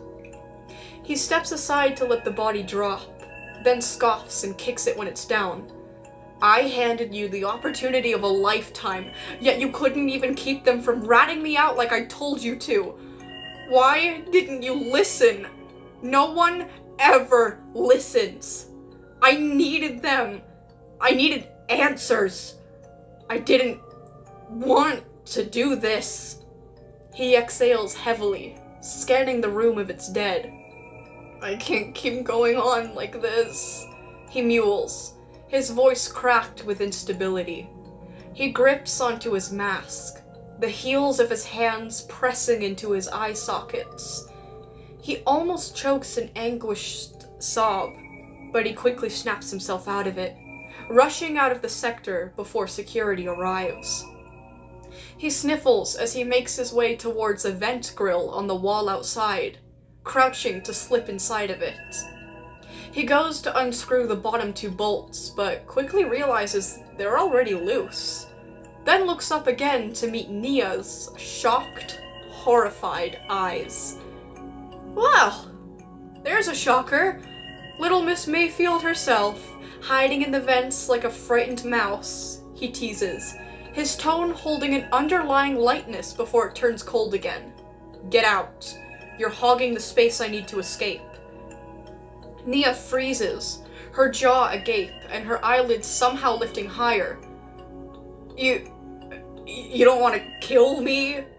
She stammers, her posture low and small. I don't have time for this, the mask responds, lifting the grill and yanking Nia out by her shirt collar.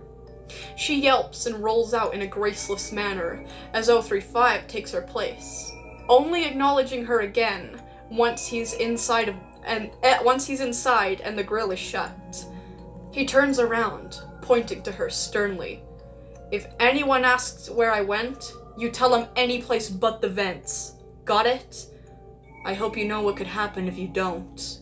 He warns her, then takes off without another second wasted. Nia sits up as she watches 035 disappear, the blaring sirens drowned out by the sound of her heart in her ears. She pants unevenly, her hands gripping her chest and arms just to make sure she's actually still alive. He knew her name. He knew her name and let her live. Ignore the fact that I accidentally typed life instead, but confused and utterly traumatized, she scuttles back until she can't see the massacre anymore and squeezes her eyes shut, her arms wrapping tightly around her head. Security rush onto the scene less than a minute later, scouring the area like hyperactive wolves searching for a rabbit. A few of them stop to notice Nia in a tight ball in the corner, and of course, questioning ensues. Despite her wanting to help them, to give them a single piece of helpful information, she dreads the unbelievable fact that the mask actually let her go. She dreads admitting to having that keycard, to being the one who inadvertently opened the possibility to this disaster. It's all too coincidental. She'd be treated as an accomplice. Ignore my dogs. I don't know what happened, she cries to them, playing a panicked and confused character. I was just walking by when all of a sudden I'm shoved by the damn mask running out of its cell with a guard's body. When I looked up again, the bastard was gone, and I saw a dead man inside of that door. The guards take her word at face value, never thinking for 1 second that this frail lady could have any involvement in the bloodbath. Did you see where he went? One asks her, his tone far more urgent than suspicious. Nia sniffles, quivering. With a soft, unbalanced voice, she looks up to them and tells them, "No." And that's the end of chapter 2. What are we thinking? What are we Hi guys, what do we think? What do we think? Oh wait, yes, I'll finally stop. How are they jumping you if you're on my desk? You're making your own problems at this point. But yeah. Oh, guys, be sure you're behaving in the chat, please, okay? Why the fuck did you do that to Dr. Saxophone? He was meant to be more of a throwaway character. I don't really know if that's an actual term. It's a term I've been using to myself for a couple of years. A throwaway character is just where you, like, it's like a background, like, very irrelevant character.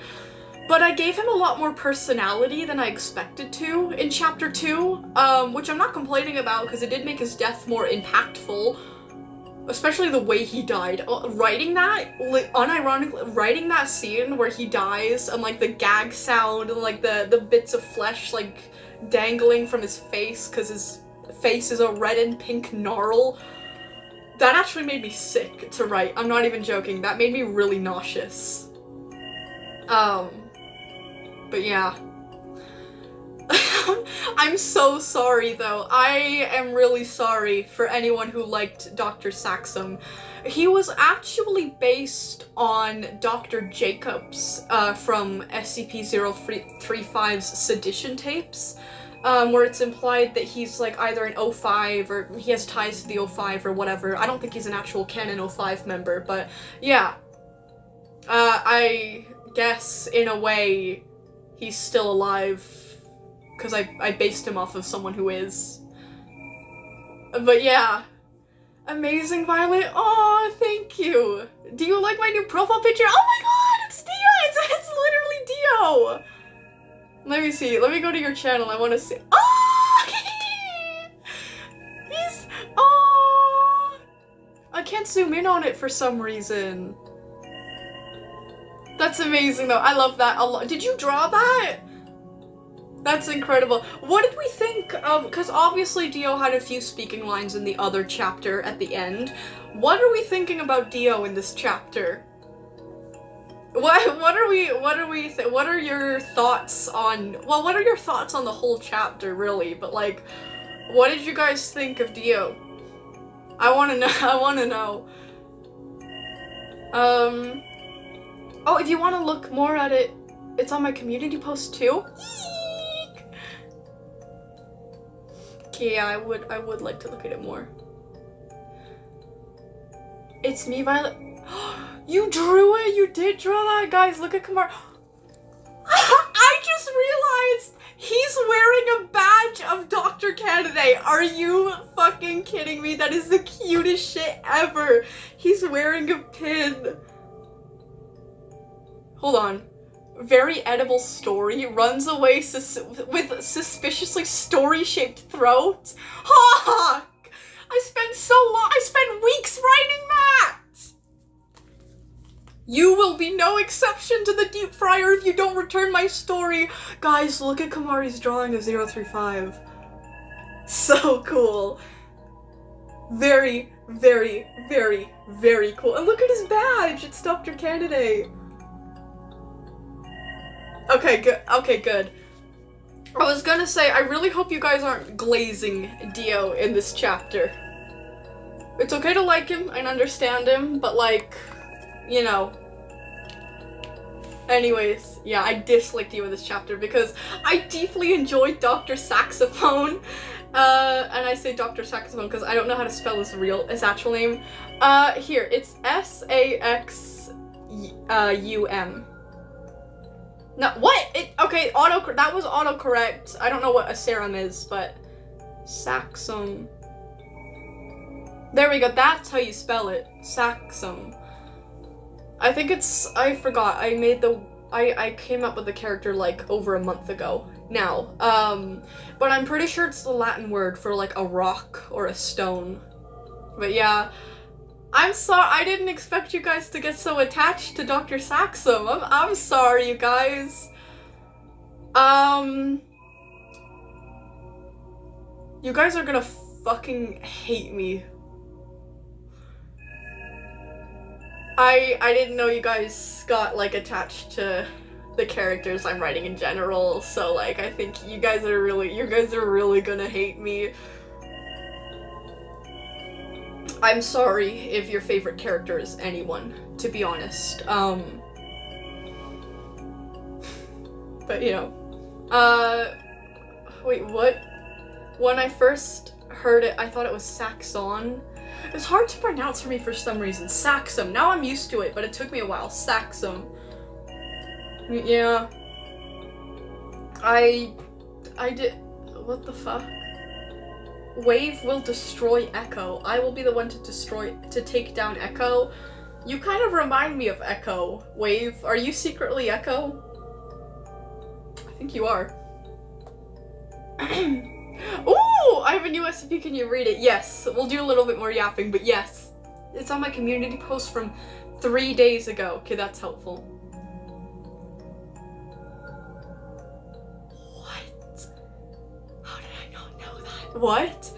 Violet, Neptune is Alistair, Echo, Charlie Morningstar. There was a Charlie Morningstar in my chat. And a bunch of other alt accounts. I had no idea. I had no idea.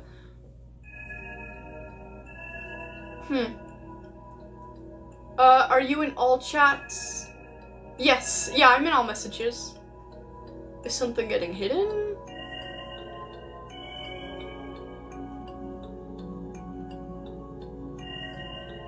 Guy, you know what? I actually want to know, what do you guys think is gonna happen in Chapter 3? Because I already have the basics of Chapter 3 planned out. And let me just say, it is going to introduce 2 very interesting characters. One of them is canon to the SCP Foundation, but I did change his character, like, a lot. And the other one is my own character.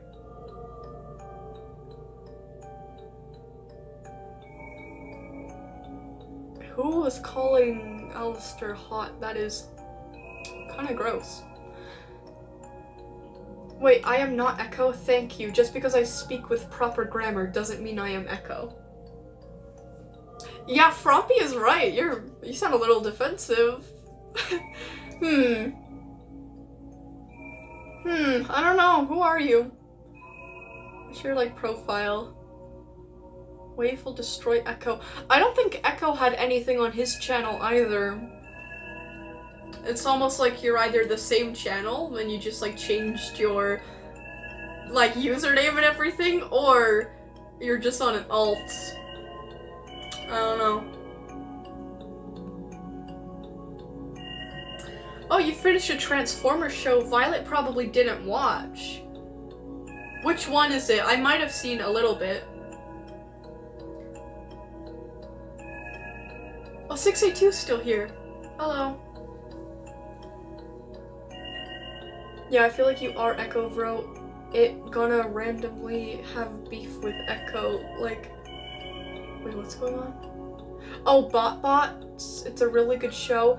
Is that the one with like the little, like they're kind of like, they're Transformers, but like they're kind of kids, I think? Or was that? I don't know, I'll have to look that up. Will the two characters die? I'm not saying who dies and who doesn't. I'm not saying who dies and who doesn't. People will die, though. Sorry, I dropped my Burt's Bees lip shine. My Burt's Bees 050 lip shine. It shows up a lot redder on camera. It's actually more like a, I don't know. It's just not that red. Someone bring Echo back? Well, you're right there though, Wave. You are Echo. You're gonna say someone bring Echo back, and then you're gonna go off of your alt, and you're gonna log back into your original account, which is Echo. Then you're gonna be like, someone summoned me, and then you're gonna switch accounts again, and you're gonna be like, aha, I did! Oh, protects Violet. Thank you. Why are you protecting me in the chat? What is going on? Oh, sent me. You want to make. You want to make art of Dr. Saxum? I am beyond flattered. Beyond flattered. So he. I've never really thought of his appearance that deeply. But I guess, like, the little, you know, okay, writers who are also artists, like, maybe just writers too, you'll understand this. You know when you have a new character, and you kind of have, like, little visions of what they look like in your head, but, like, not fully? It's like asking you to, like, imagine a crowd of people. Like, you can imagine a crowd of people, like, you can picture it in your head, but you can't really, like, think, like, you can't see everyone's face in detail. You know what it's kind of like that. But he, from like the little thing that's in my head, he's kind of like he's an older man. Like, not like super old, I'd say like 60, maybe mid-60s. Very aged face, like lots of wrinkles and like mainly like stress lines. Pale skin, eye bags. Not eye bags, but like very dark under, you know. I'm thinking like light brown eyes. Like light enough that you could see like the pupil well. And kind of like light brown and like graying hair. And like very thin hair. Like he doesn't really have a lot of hair. I was thinking original, he'd have like those like hair, you know that hair that like Dr. Gears has where he's like bald on the top but he has a hair at the sides? I was thinking that, but that's like too similar to Gears, I feel like. That's like having a horrendous hairstyle is Gears' thing. So, no, I'm just gonna say Dr. Saxum has like thinning hair, but it's not like bald completely in one area. But yeah, I'm nothing like Echo. I think you are a lot like Echo. I think you are very much like Echo. I think you are Echo. I think you are Echo. Why is 682 saying in all capitals, I'm gonna riz somebody? Excuse me? Hello? Oh, I'll go then. And when the real Echo comes back, I'll be here too. Okay, yeah, go get the other account. Go get the other account. I'll be waiting, it's alright. Will the two characters die? Sorry, it's like, I'm kind of returning to that question. I don't even know yet. I think I have plans for each character, but obviously it's subject to change as I progress the story more and think about it more.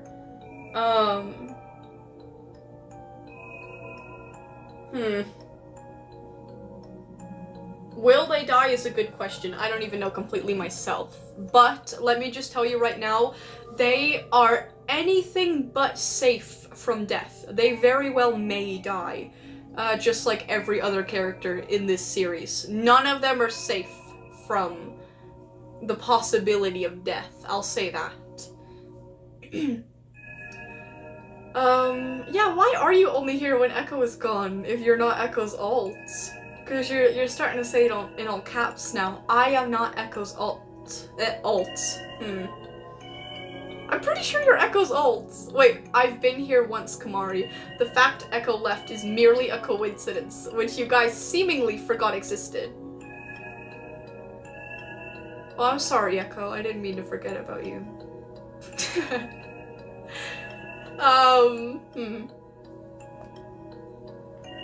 Anyways. Oh, O'Brien was here. Bye, guys. Jump scare all Bella. Wait, what? I don't really know what you... I can't really read your chat that well. I can't really understand what you're saying, but I do see that you said bye, guys. So I'm assuming you might already be gone, but if you are not, goodbye, Brian. Have a great day, rest of your weekend. Have a good one. Wait, dear stars, you are truly foolish. Is it one? Is it one in disguise? You kind of talk like one, to be honest. Hold on, guys. Maybe it's not Echo. Maybe it's actually not Echo. I was just saying that to wind you up, by the way, because I thought it was funny. I really don't actually care, but... SCP-682 is rizzing Starscream in my chat. Okay. You know, I'm gonna put him back on the shelf, because this is kind of a lost cause. Everyone say goodbye to Starscream. Everyone say goodbye to him. It was an amalgamation of every entity we've encountered so far. Yeah, kind of. Wait, what? Hold on.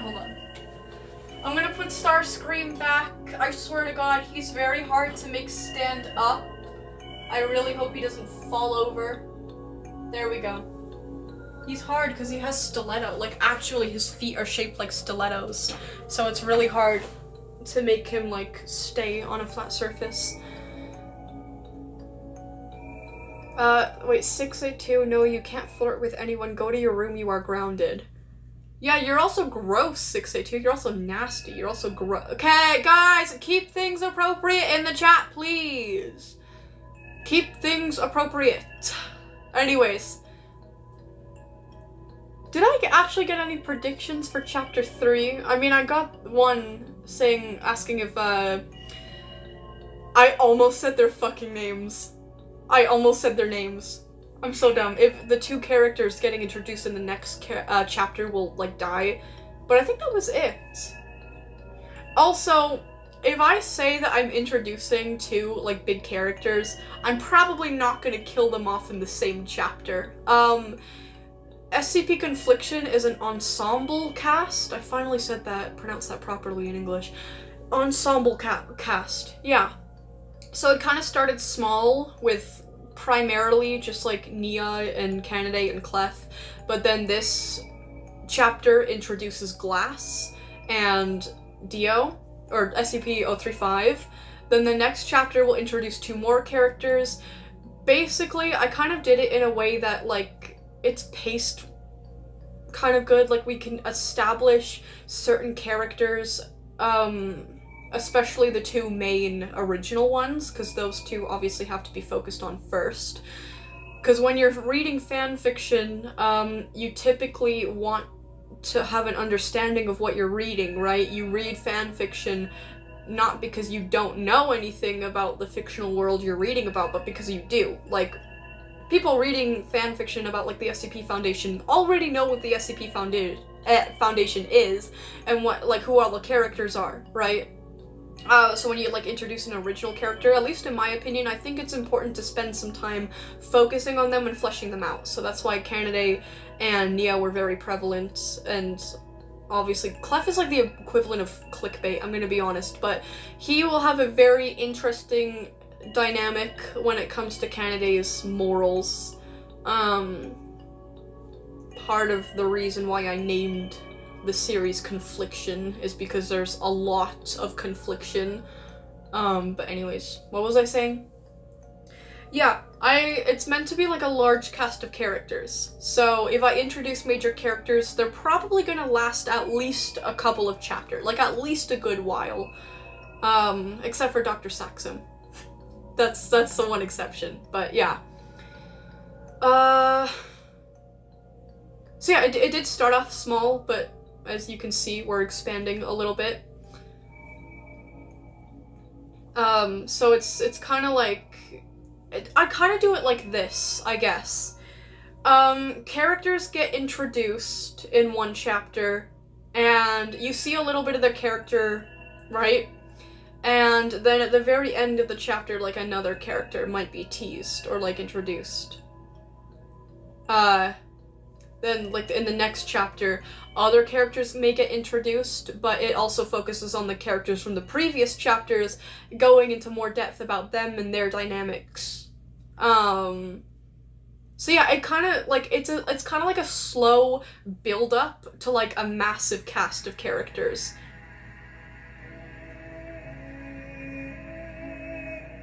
What the fuck is playing right now?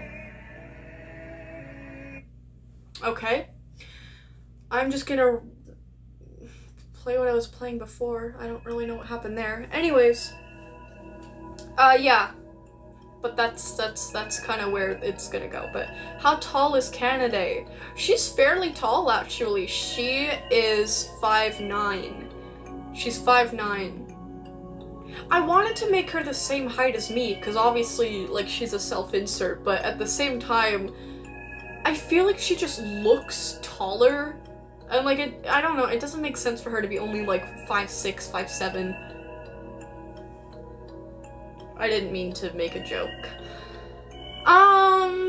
But, you know, I don't know. I just bumped her up, like, 2 inches. Oh! That's right, I actually have, oh, but it's in my phone notes app, not my tablet. Anything that you need to know about Dr. Canada, at least like the basics of her information. Also, it's very exciting that you're drawing her. I freak out anytime that anyone draws like Dr. Canada or like kind of anything SCP related, especially like my stuff, so I'm kind of freaking out quietly, but yeah, I will be posting a post to Wattpad and probably YouTube on my community post on this channel later with Violet's, like, I call it a character card. I don't really know if that's what it's supposed to be called, but basically an image of the character with like a description of like their personality, ability, like all of that stuff, like their information. I'm gonna be posting one of those for Canada, definitely, and maybe Nia as well. If not, probably at least the artwork on my community posts, but yeah, anyways. No, I'm not, no, I'm not forgetting anyone. Okay, sorry. I'm sorry. I said that I was gonna talk about, like, we were gonna yap about Confliction after it's done, and then after I'm done yapping about it, then we're gonna move on to, like, other people's stuff. So I didn't forget. I really didn't forget. But thank you for the reminder anyway. But yeah. Yeah, Kamari has an SCP. Partybird I don't think is here today, but Partybird had a post. I think Julian had a post that they wanted me to check out. So you know what, let's do that right now. But no, I didn't forget you guys. I'm sorry. You guys also know flirting in the chat, like, it was a funny joke for a bit, but let's... Anyways. Me first. Okay, yeah, I think you asked first anyway. Partybird was first on the list. Partybird put themselves on the list yesterday, but they're not here right now, so... Your art is so... Eek! Your art is so good! Dio looks so cute. The following message is composed via consensus of the O5 Council. Fuck you. Fuck the O5, bro. I hate the O5. The O5 are not getting mentioned one lick in Confliction. Well, maybe they might. I don't know yet. I don't think so, but you know. Some OC stuff, I have a lot of them, can you tell?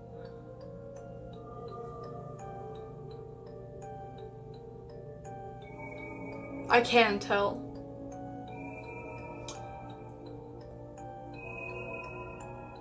Such cool designs. Very, very cool designs. They're so unique, all of them. I really like the style, too. Anyway.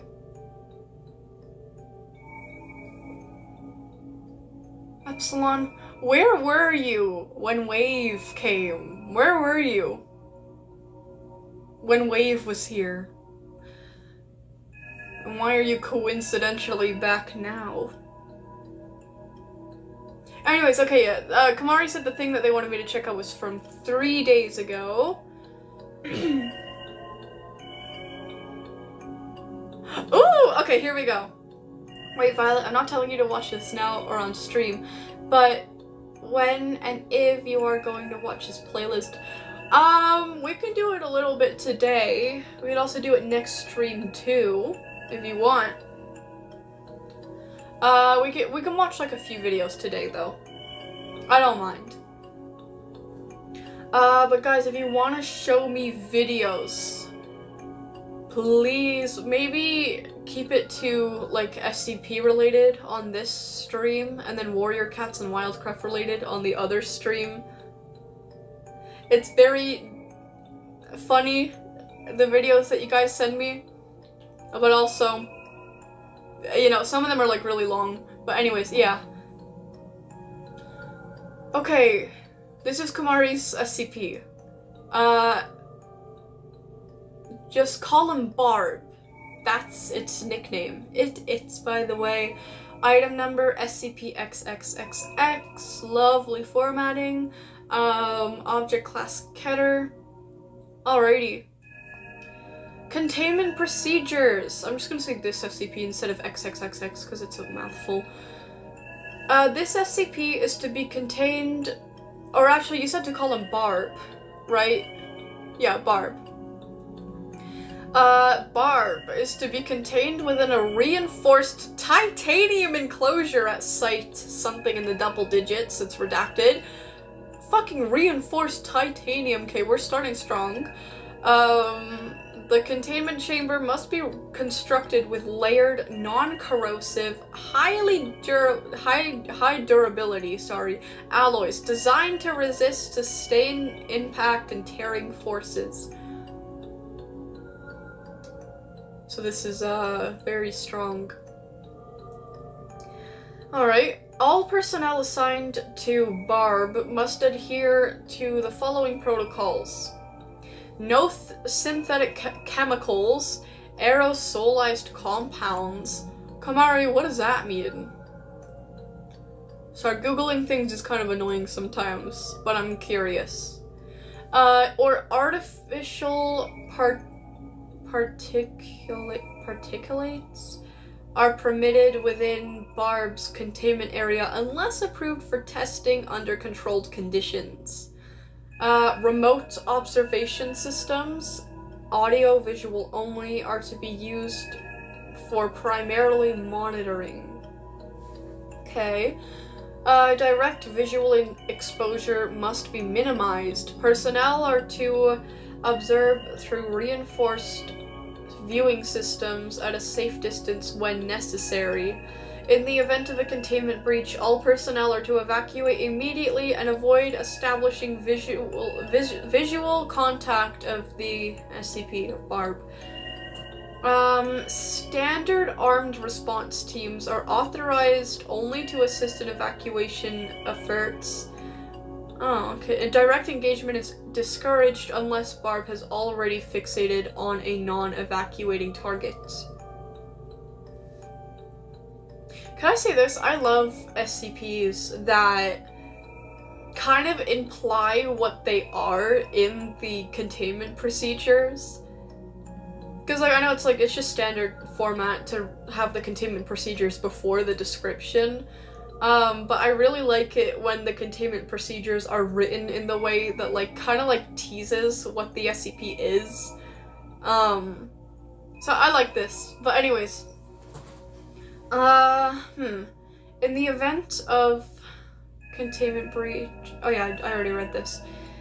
If Barb becomes fixated on a subject, attempts should be made to remove the target from proximity while maintaining distance and avoiding prolonged movement patterns that may reinforce pursuit behavior.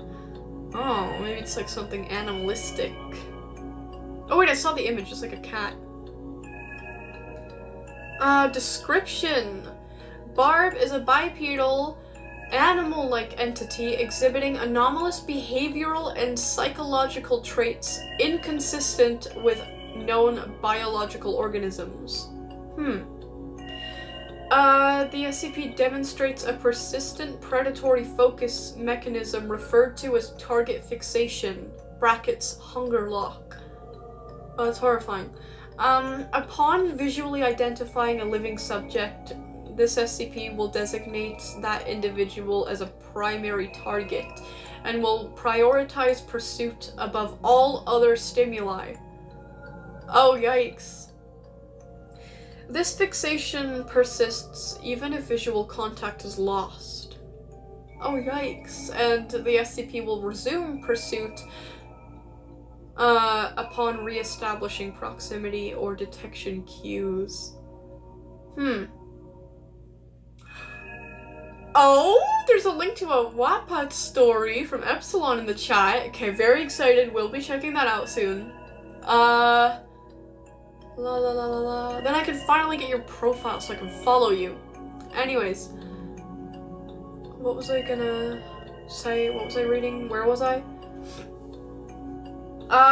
Barb exhibits proximity distortion effects within an undefined but limited radius. Subjects report altered spatial perception, including the sensation that the SCP is closer than its actual position and reduced reaction time perception. This effect appears to enhance the SCP's ability to close distance on targets.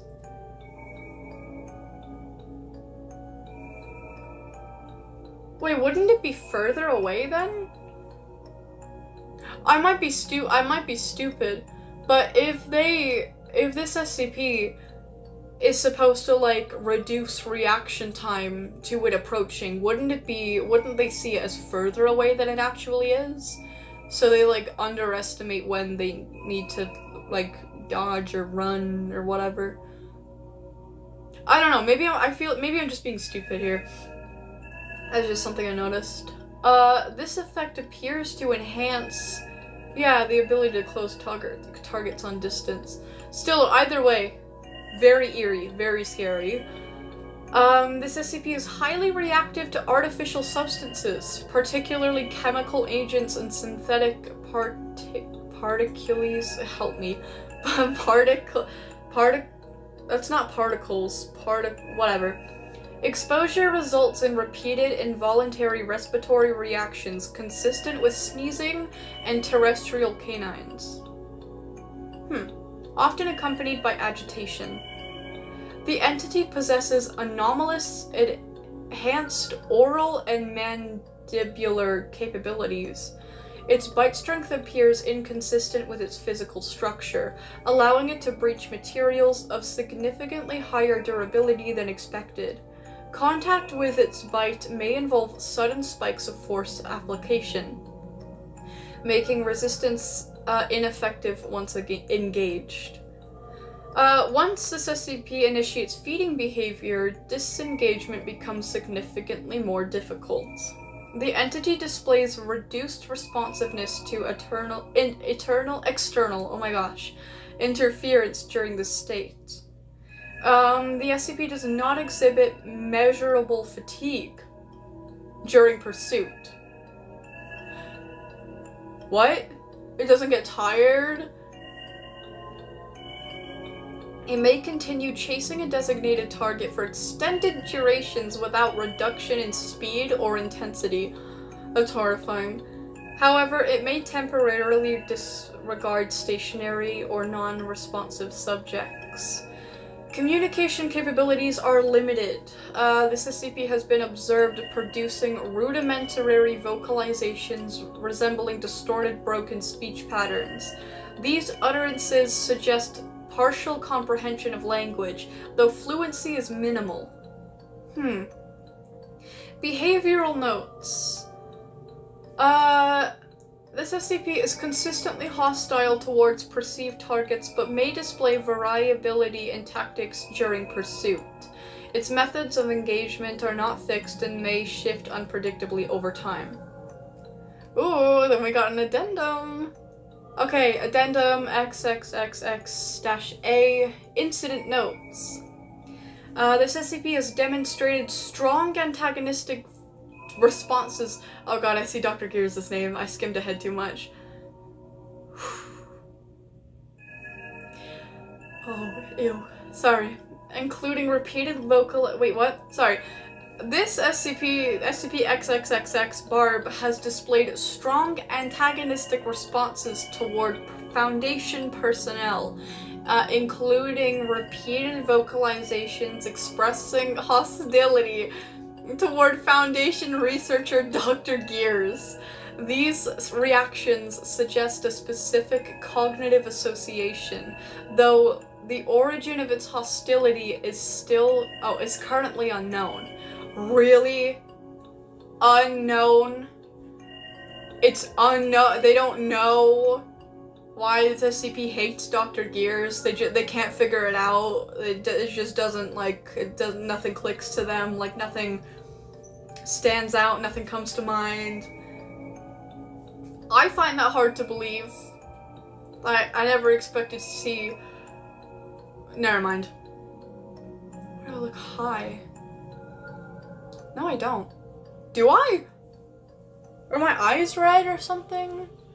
I don't think my eyes are red. I kind of dried my eye out, though. I don't know. I think I might have an allergy to my concealer, though. I know I have, my eyes kind of get red with some makeup. And I've began to notice that it kind of happens when I add my concealer. But I really like my concealer, so I don't think I'm going to use a new one. But yeah, I'm not high, I swear. I don't like taking weed. It makes me trip out. But anyways. Okay, now I got an interview log. Interview by Foundation researcher blank. I don't even know how many characters that is. Okay, interviewee SCP-XXXX, brackets, quotations, Barb. It's canon that all anomalies hate Gears. It's canon that everyone hates Gears. Even his own daughter hates his fucking, 13 clone daughters. What a fucking loser. Anyways.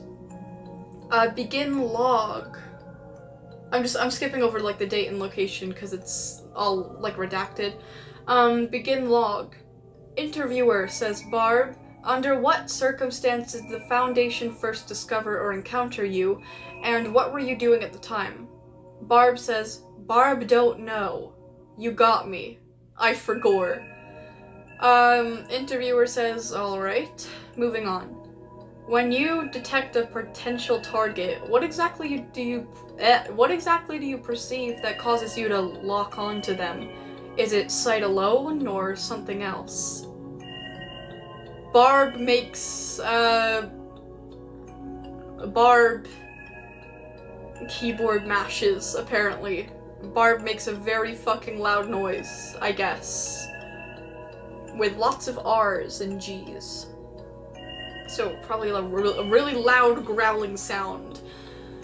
The interviewer says, yeah, that's not helping, but noted. When you start pursuing someone, can anything interrupt you before contact, or are you basically locked in? Barb says, I eat the surrounding, I think. The interviewer says, you eat the surrounding. Right. Who is this interview? I love this interviewer. Barb makes distorted vocalizations. Interviewer. How do you experience how do you experience time while you're chasing a target? Does it feel long, fast, repetitive, anything like that? Barb says, I don't know, I just catch and eat. And yum meat. Interviewer, got it. Barb makes another growly noise, very loud growly noise. The interviewer says, next question, how do you tell the difference between artificial materials and natural ones? Barb just responds with fucking incoherent roaring, or whatever. Interviewer goes, you react to it. Physically react. Okay? Barb's audible, aggressive sneezing followed by growling. Interviewer. When you see multiple targets at once, how do you decide which one to go after? Barb says, which one is booger and looks like the Dr. Gears? Rrr, he growls a bunch again. Interviewer goes, so size does matter. That's useful to know. This is giving me like the same amount of like sass and attitude as Watch. This reminds me a lot of Watch. But anyways, okay, Barb fucking makes noises again. Interviewer says, after you finish eating a target, what happens next? Do you stay put or look for more? Barb says, why won't Barb get more? I need at least 5 peoples to eat. Interviewer says, you're still looking for more after feeding. Noted. Barb roars again. Interviewer, are there any situations where you wouldn't go after a visible target? Target. Barb says, if it's artificial. Violently sneezes anyway, I eat unless. I don't know what it's trying to say there, but the interviewer says, so artificial materials interfere with your behavior. That's consistent. Barb roars again. The interviewer says, have you ever lost a target? What do you do when that happens? Barb says, smell them. I can catch them. The interviewer says, so you track them without sight. Understood. Barb roars. Roars? Is that even a word? That's a word, right? Like R-U-R-S? Roars? Like a dog roaring? I think that's a word. I don't know. Anyways, the interviewer says, final question. Besides artificial substances, is there anything that stops you from pursuing a target? Barb says, if artificial. Interviewer says, yeah, that's what I thought. End of log. And then a little out of character note, don't be mean to it don't know proper English, with a heartbreak emoji. It was kind of, you know, aww, it's terrifying, but, you know. What do you rate it? I rate it a solid, like, ooh, what do I rate it? It's a very good concept, but it is fairly simple. There doesn't seem to be any implied lore besides what we've already got. I mean, besides it hating artificial substances, but like, a lot of animals do not like artificial substances, particularly insects. A lot of them breathe through their skin, so I guess frogs too, but anyways,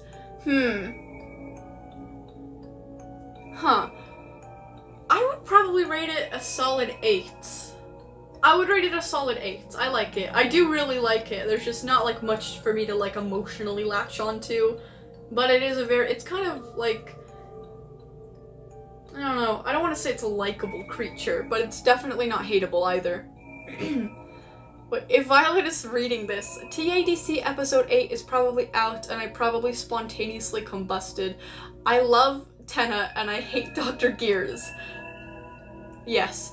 Guys, what if I died it and never got to finish the end of this meza? What? Or maybe that's did it? What if I just did it and never got to— I don't know. I already expressed my opinions about episode 8, I mean Kane specifically, yesterday. It was like, I don't know, probably a good like 3 hours into the stream. I don't know. I'm not going into that ramble again. At least not now.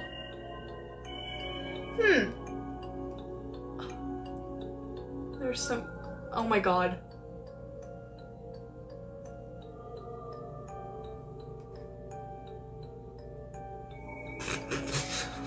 What the fuck?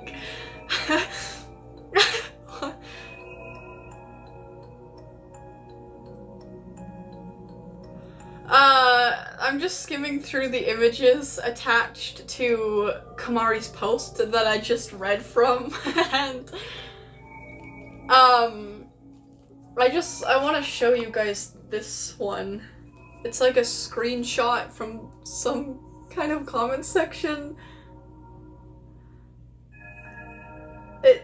The text says something, it's like cut off at the top. It says, "It would bring my dog back."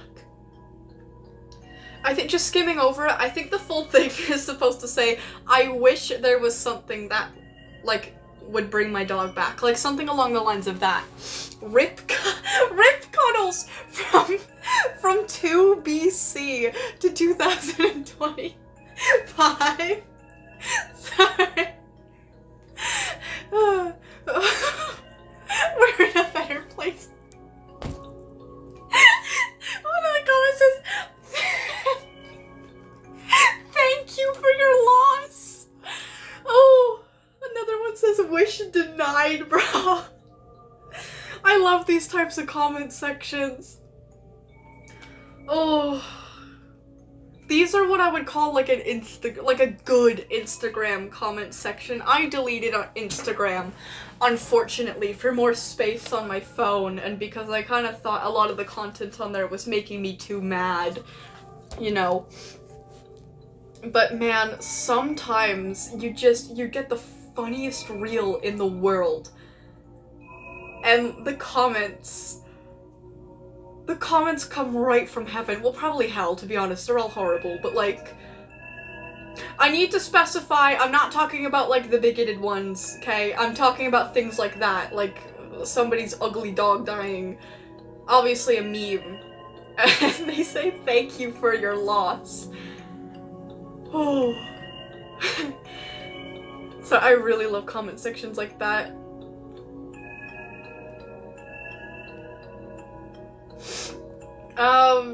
Yeah, oh, there's a few images of Tenna. That's really cute. I like Tenna. I don't know anything about Deltarune, but I really like Tenna.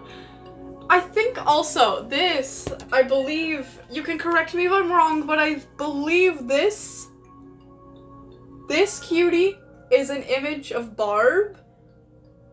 I think he's adorable. Like, I think he's really, really adorable.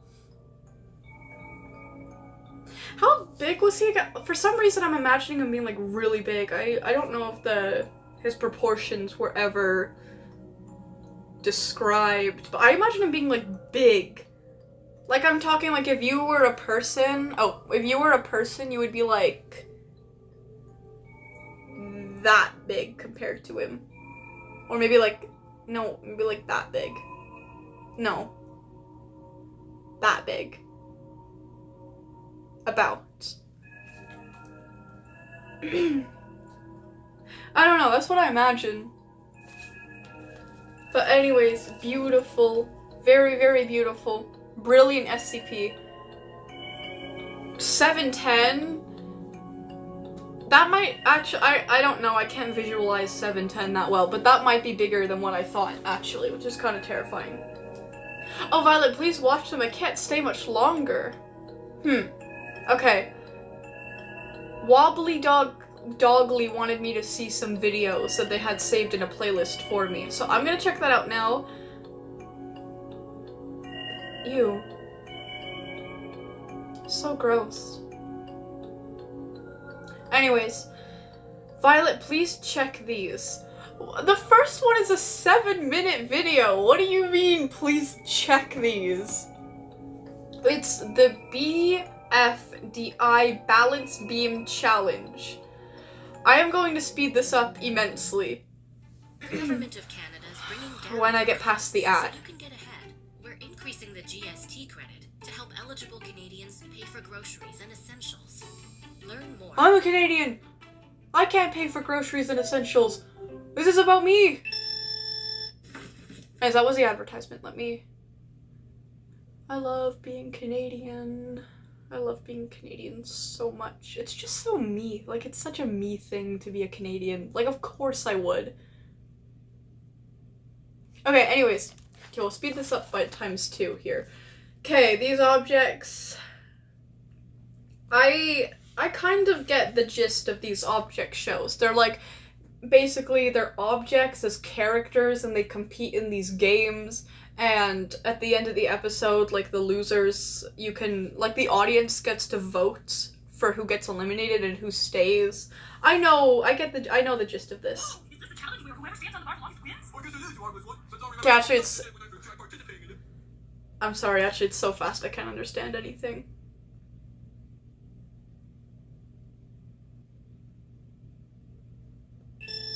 Okay, there we go.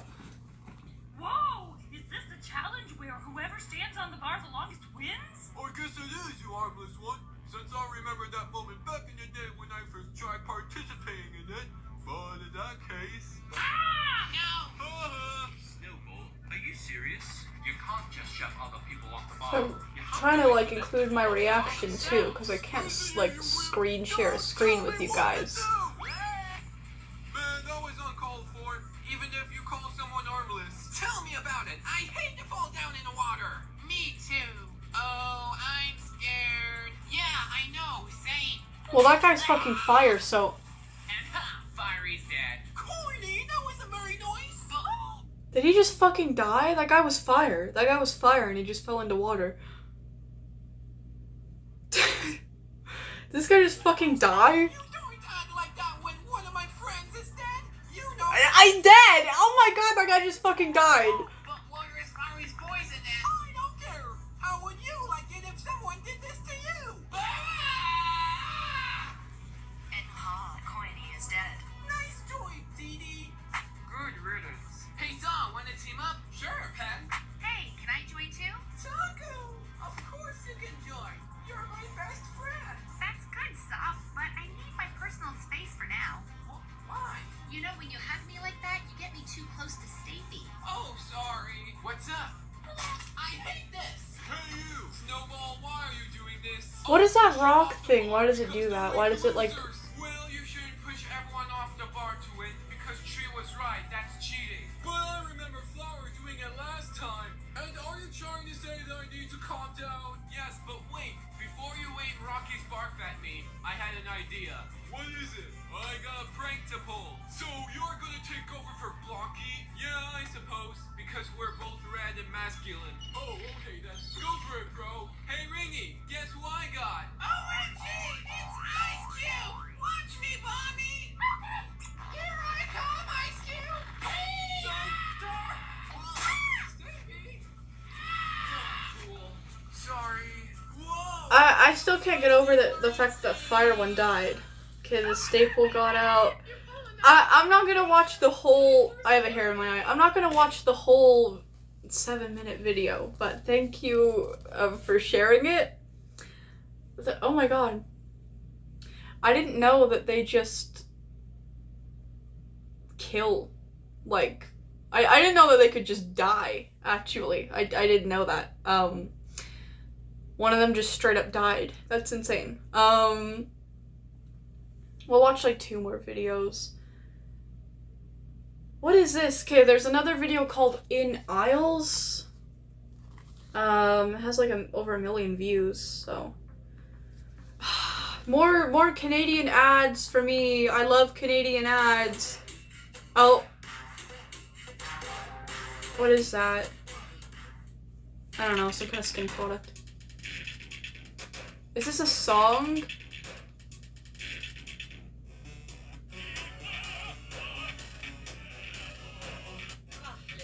Oh, I know this song. Okay, I know this song, and I'm not trying to get copyrighted today. I know that song though.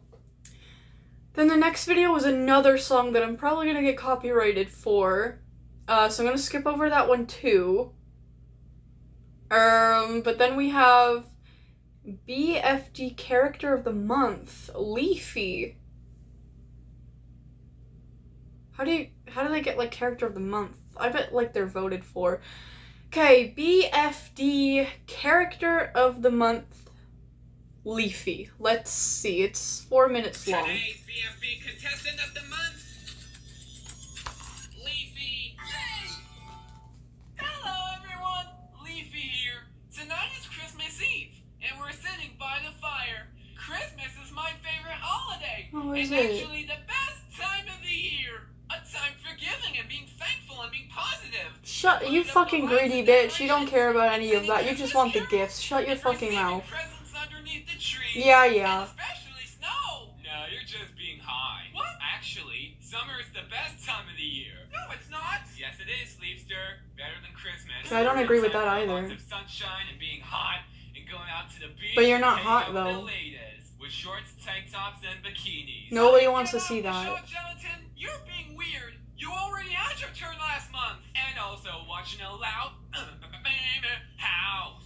Shut up and get the heck out of here now. Okay, gosh. Sorry about that. As I was saying, there are two more things why I'm always excited for Christmas. Where's his other It's eyebrow? to reveal I'm on Santa's nice list. I'm Yeah, not the right. nicest person, of course. I'm on the nice list all the time. Meaning not all the time. Not this again, Lollipop. Why did you say that? That time you're on Santa's naughty list, you became a mental psycho and threw knives at people. That's not true.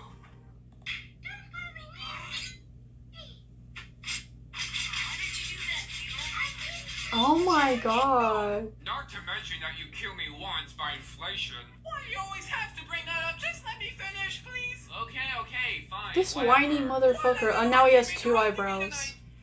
Anyway, I'm waiting for Fiery to get home so he and I can kiss under the mistletoe. No one It's wants a to kiss symbol you. of love. I love you too, Teardrop. That's the second thing. And I also can't wait to see Santa Claus when he comes to Luxuryland. That must be him being early, up on the roof. Watch him get coal. I bet he's gonna get coal. Merry Christmas, Oh. Leafy. Spongy? What are you doing up there? I came to surprise you guys as Santa Claus this year. Everyone knows I'm fat, so yeah. And I also heard you from the roof this whole time while you were doing your monthly video. What you said to Gelatin was really naughty. I'm also like Dolores from Encanto here. Spongy, you're You not tell Santa him. Claus or Dolores. You're sus. Get down from there right now. Okay, fine. Hey, Fiery. How was bowling with the bros? Are you guys on your way home? Hey, Flower. It was great. Oh, how is he back? We will be home in about 1 minute. Oh wait, I'm probably watching an earlier video. Shortly. Okay, bye. Bye. Leafy, now it's your chance to prepare to kiss Fiery. Okay.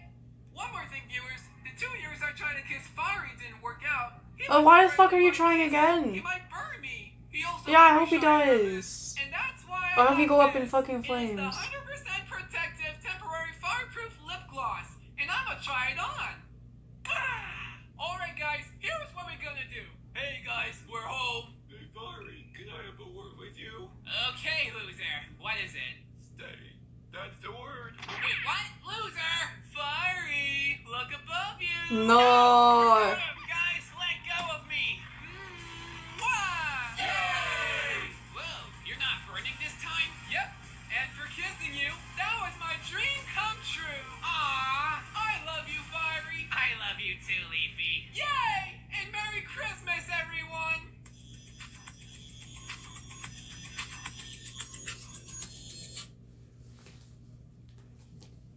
You know, that was something. That was something. I'm done reviewing videos today.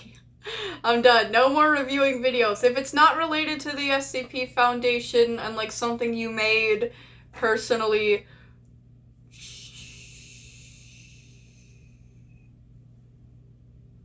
I I want to see it. Shh. Hold on, I gotta put my tablet back on charge. Look at Lost's trust. Wait, what? Posts? Your posts, Moosey? Sure thing.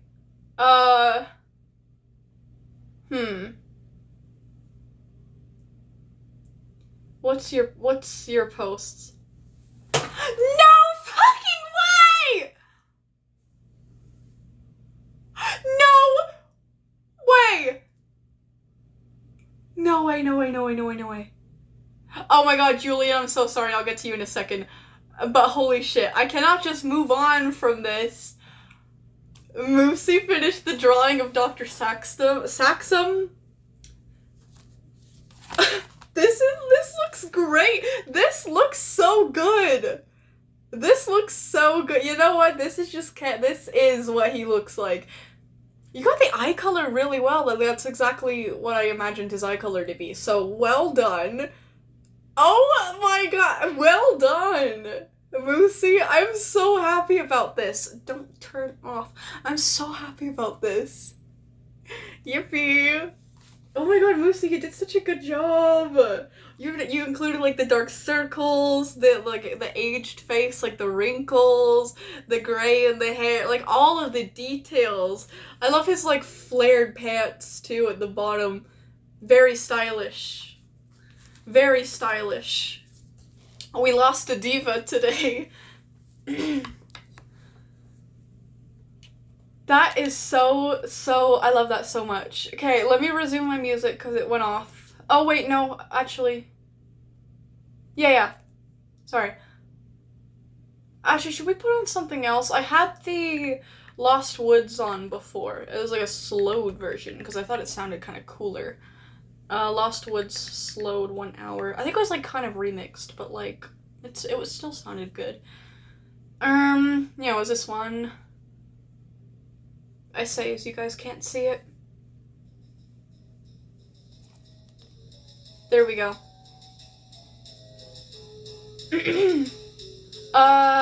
Where is Julian? Julian wanted me to see their posts as well. They've been asking me all stream and it's been over 2.5 hours. I'm so sorry.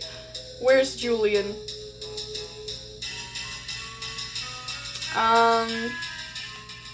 There you are. Okay, go to channel. I feel like it's a little too loud.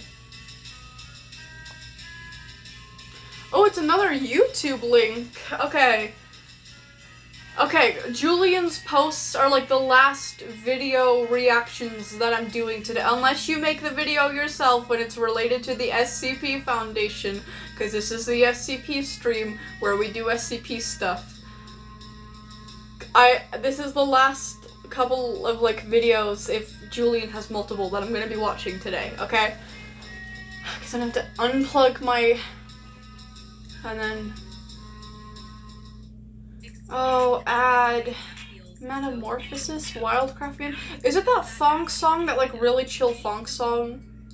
Oh, it is. Okay. Guys, let's watch it together. This is my way of screen sharing.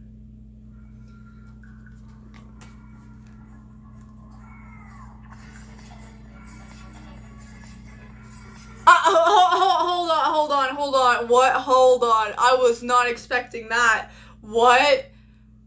What? That was incredible. That blew me away. I was not expecting that. I was just like, oh, okay, yeah, head bobbing character, bobbing his head to music. This is gonna be great. And the fucking action sequence came out of nowhere. That was incredible. Okay, I need to see that again. That was incredible. That was amazing.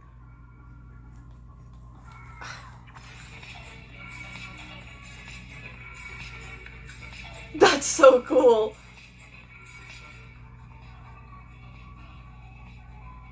That was absolutely... Oh, it's still...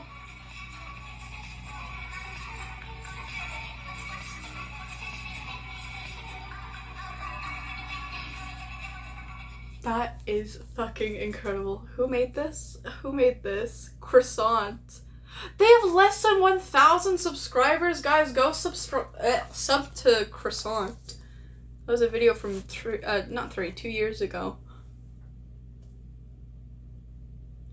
Yo, I'm subscribed. That is, like, severely underrated. What? Underrated? That's incredible.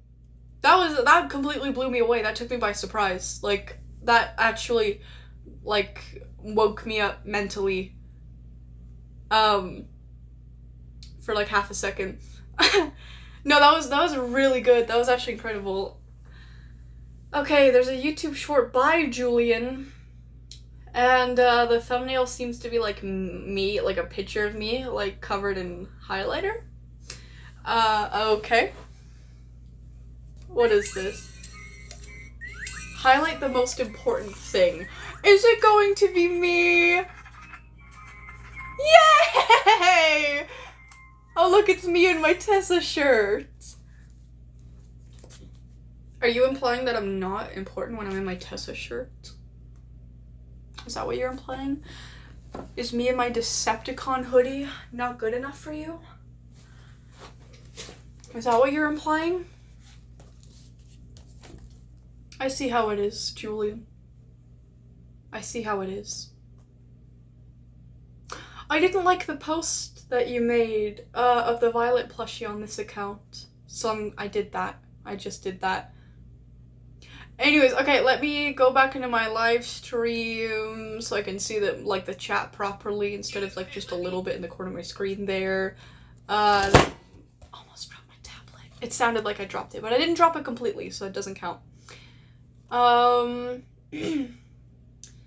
La la la la la la la la la la la la la la. What am I doing? What the fuck am I doing? Sorry. Okay, resume my music. What the fuck was that? Sorry. Go back into my chat. Top messages to all messages. Okay. No, I'm sorry. No need to apologize. You know, you said everything you had to with absolutely no words at all, so you know what? Just don't even worry about it. Oh, by the way, Violet, I remade a... Oh, it's loud a little bit. No, it's not. Yeah, it is. I remade a video you looked at yesterday. It's in my shorts tab. I made it, and not really SCP, but it's not really Wildcraft. It's with my OC. Fine, Kamari. Alright. How could I refuse? But this is the real last one this time, okay? Shorts. Ooh, okay. This is a remake of Kamari's, like, animation they made of their OC. Aww.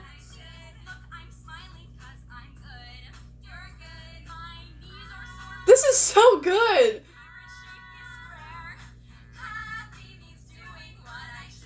Oh, I love her design. She looks grumpy, but she looks really sweet, if that makes sense. Like, maybe a little abrasive, but, like, sweet overall, I think. Am I right? Am I wrong? I don't really care, but I love the designs. Kamari, you're such a good designer for characters. Like, so good. Wait, this storm outside is frying me? Ha, ha, ha, ha, ha, ha, it's storming for you. I'm actually so jealous. I love storms so much. In July, in, like, where I live in Alberta, we have, like, 2 weeks of the most insane thunderstorms. Like, so loud. The thunder feels like the sky cracking in two in the middle of the night. It sounds like giant shotguns going off. I'm not even joking. And when I say giant, I mean like big as the sky giant. It's like, it shakes the ground. But like, it's so, I don't know, I love it. It's like exciting. It's exciting and it makes me feel really cozy, like when it's doing that at night. I don't know. Anyways. Okay,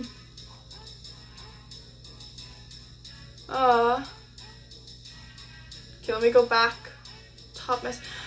I hate it how it does this, guys. For those of you who don't know, when I say top messages to all messages, YouTube does this really, really stupid thing now where when you go into your own live stream chats, or I think others too, when I go into my live stream, it's automatically, there's two types of chat now. There's all messages and top messages. So top messages is like, I guess, filters out anything that could be potentially spam. But for some reason, it like spam is in like bots, right? And I guarantee you it's fucking AI moderated, because half of my viewers get hidden from me when it's in top messages. I cannot see what a good chunk of my chat is saying when it is in top messages. They're not spamming, they're not bots, they're like very respectful members of my community. They don't spam in the chat at all. Like they don't even display any like bot behaviors, but the fucking AI, so allegedly, supposedly, because I'm just guessing, I don't really know, but they block the channel so I can't see any of their chats, and I have to manually change it every time now from top messages to all messages, and it's so annoying, especially when I'm so forgetful and I'm like constantly like clicking on other videos, so I have to like click back onto my live stream and remember to set the messages back. So, YouTube, why? It's such a bad update. What? This is a moment in history! What? Kamari says I'm drawing Dr. Kennedy ex Dio. That's my favorite ship ever, because it's literally just my self-insert and my fictional crush, guys. The only crush I've had in years, by the way. I'm not even joking. I've never had a crush for anyone else in years. Like, fictional, real, nothing. Just Dio. Ever since I was like, maybe like 19. I'm 21 now. I'll be 22 in July. I don't think things are gonna change anytime soon. But yeah. You're first on the leaderboard. Of course I am. I am Dio after all. Exactly. Exactly. Dio's my bestie for the restie. When Violet sees the other half of the first vid she reacted to, I'm low. It was made by the same guy who made that Christmas video. Oh, I know. I can't recall what his name is. I know that creator, though. I've watched their videos before, like the whole object show thing. I've seen a couple of episodes before, because so many of my, members of, chat in my community liked the show, so, I had to watch a couple episodes. Wait, Epsilon says, Hound, I'm still here, but I won't be able to watch the chat for a bit. That's okay. I'll resend the link to the- Oh! To your Wattpad store, thank you! Because I completely forgot about that. Thank you. I would have kicked myself when stream is done. Eek! Okay, living as an eldritch horror in human skin. Ooh, a prologue and chapter 1. Okay, I don't want to read ahead. Unless it's too inappropriate to read in this, for Wildcraft streams. It depends. But anyways, okay. By you, unknown Epsilon. Let me oh, hold on, I can't follow you because I'm not logged in because the link took me to the website, but I do have your ads. I thought it was unknown Epsilon. I looked you up before and nothing showed up. La la la, la la la la la la. Okay, it's unknown underscore Epsilon.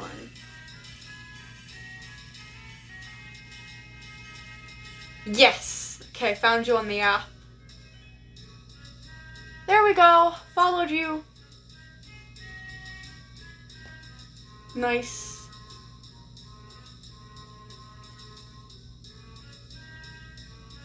Oh my gosh, I can't believe I have 7 Wattpad followers, guys. I'm basically like a celebrity on there.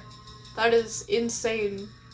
That's kind of crazy. You guys should totally go follow me on there if you aren't already.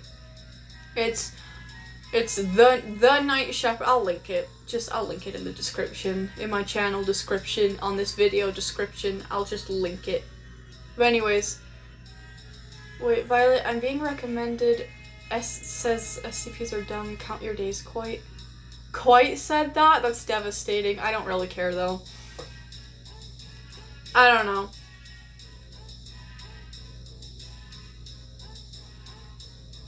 Okay, I'm kind of disappointed, really. I used to watch Coit. I know he had, like, allegations or something, and apparently he disproved it. Like, he genuinely actually disproved it. Like, he didn't do that shit, apparently. So, like, I don't hold, like, anything against him for that. I'm just saying, for me, he got boring. I'm not, like, insulting him because of, like, anything that, like, happened or, like, any situations. I'm not even trying to insult him in general. His content just got boring for me. Like, I don't dislike him, but, like, his meh. To me, just meh. It happens with YouTubers, you know? Like, I'm sure, like, people get bored of my videos, too. Like, it's not, like, a bad thing, but, like, I don't really care if Quite likes SCPs or not, I'm gonna be honest. But yeah. My Wattpad username is The Night Shepherd. Wait, Violet play- Oh, you had a playlist, too! Right. Let me see. Is it Wildcraft memes I absolutely love? I think so. Where was I? I think I was on this one. 489. I don't think I watched this yet. What does AW actually stand for? Oh yeah. I don't know. Oh, yeah. Matza.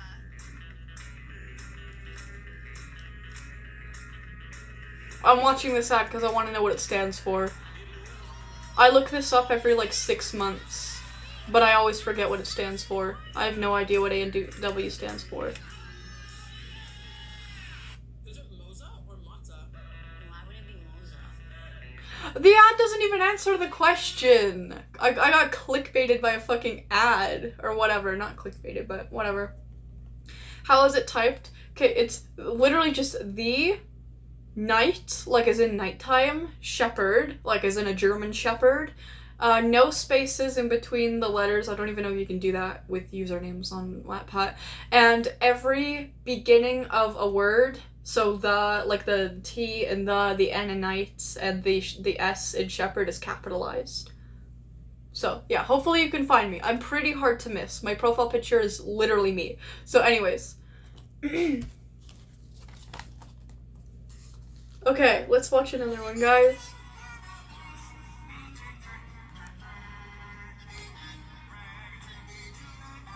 Oh, how cute! Wait, this character is really cute. I like the color of their fur. I like their whole color scheme in general.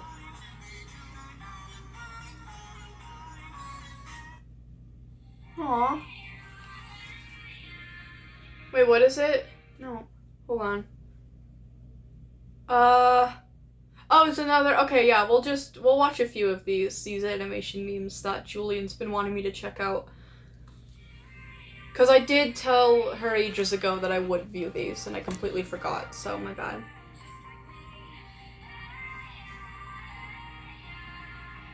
What is this, Ginger the Wolf? I like this song!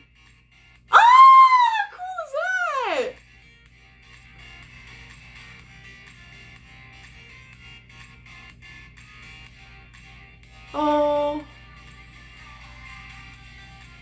Tweeting looks so good, but I'm gonna be honest, I really prefer like 2D animation like this. Oh no, they're not doing so well anymore. They did not look good at the end. Oh, wait, we're moving on. Ooh, this is cool. Bang, bang, bang, bang. I think I know this song. Oh, Wildcraft meme. Okay, that other one was really good though. Yes, it was. Koyomi! Hello! That was really peak. You are absolutely correct, Koyomi. Also, hello, I hope you're doing well. Okay, we're gonna move on to this one. Hold on, there we go.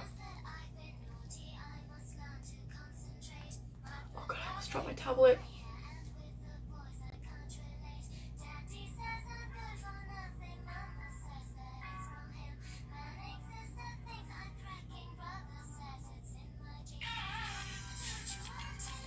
Oh, drama.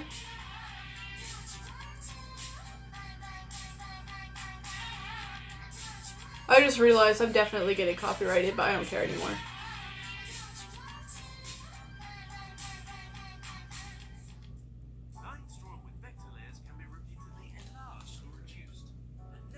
Add.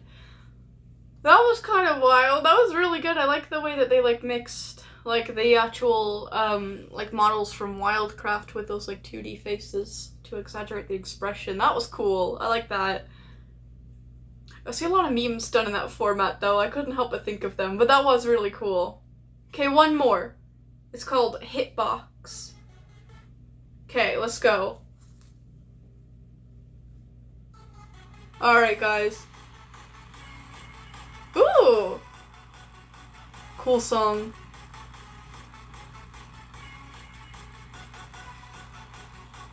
Huh. Okay, that was pretty good. That was the last one that we're gonna watch today, though. Okay, that's the last we're gonna watch today. Wait, also you portrayed dramatics perfectly? Who? Who did what? What's dramatics? Who's dramatic? Not me. Never me. Okay, anyways. Oh, why did I resume my music? I have to go back into my live stream chat. No. Okay. There, back into my live, then go into my music app, and then resume my music.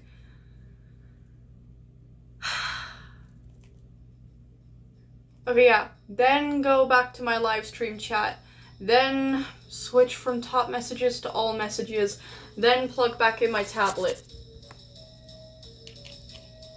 That whole process is like partially the reason why I don't favor like watching videos over like reading something or checking out art. Unless it's a video or animation meme that you guys made. You know. Violet, I posted a video of my SCP OC, so if you low-key want to look at that, I actually do. Okay, I actually do.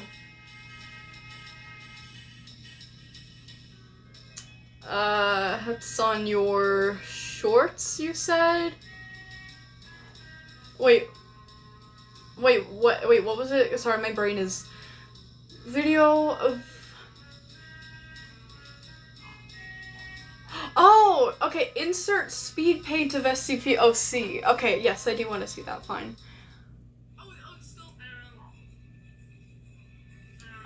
Oh, it's this one! What is this audio? I don't know. Violet let me out of the basement, I'm going insane. We've been cannibalizing each other because we never get fat. Is fucking incredible. Who made this? You're eating my employees? Who? What is this? They have less than 1,000 subscribers. You're eating the people that are working for me? You're eating the people that are editing for me? Not 2 years ago. You are never. I'm subscribed. That is you are like never severely underrated. What? Underrated? Yeah. That's incredible. What is this AI of me talking? What is this? Obviously, clearly AI of. Oh god, it's my own video. It's private. I am not in the mood to hear my own voice. I'm fine with hearing my own voice. I kind of like the sound of my own voice, but not when I'm doing like videos. I don't like watching my own videos over again, because I do that voice, which is not my real voice. You know what I mean? Like when I do that serious, like stoic voice for videos to dramatify, is that a word? You know, the eerie aspect of it, you know. I don't like that. I don't like listening to that. It's torture every time. But anyways.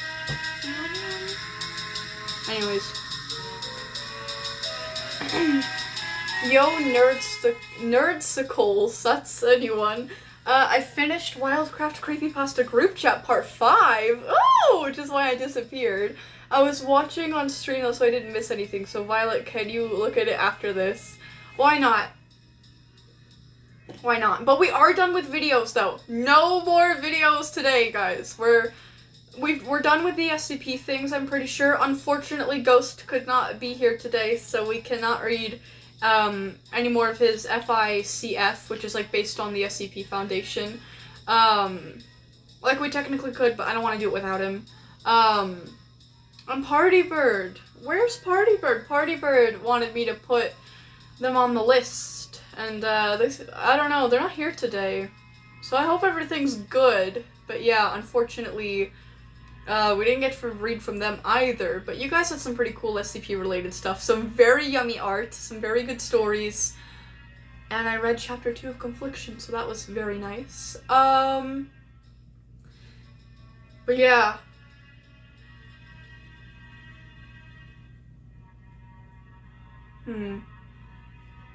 Okay, what was I about to do? I'm so sorry, I just, like, my brain just completely, like, reset itself. Oh yeah, Wildcraft Creepypasta group chat, sure. Okay, for the future, though, because, just for the future. Actually, I don't know if I want to say that, really. To say, like, SCP streams are for, like, SCP stuff and Wildcraft stuff is for Wildcraft stuff. Because we talk about other things, too, right?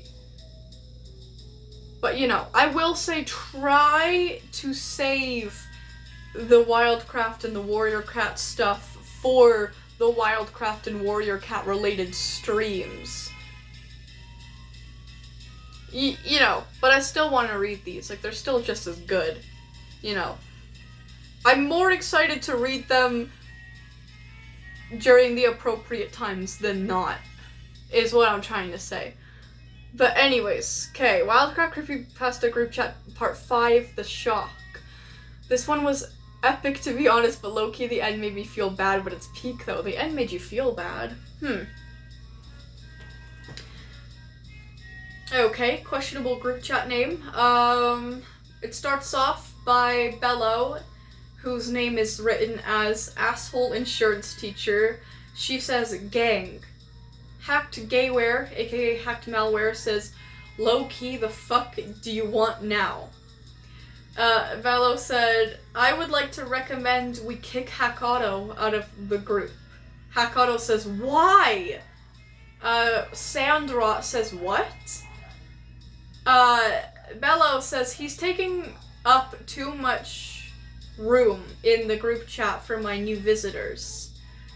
Hackauto says, why me specifically? Wait, new visitors? Cheshire says, who the fuck are we talking about?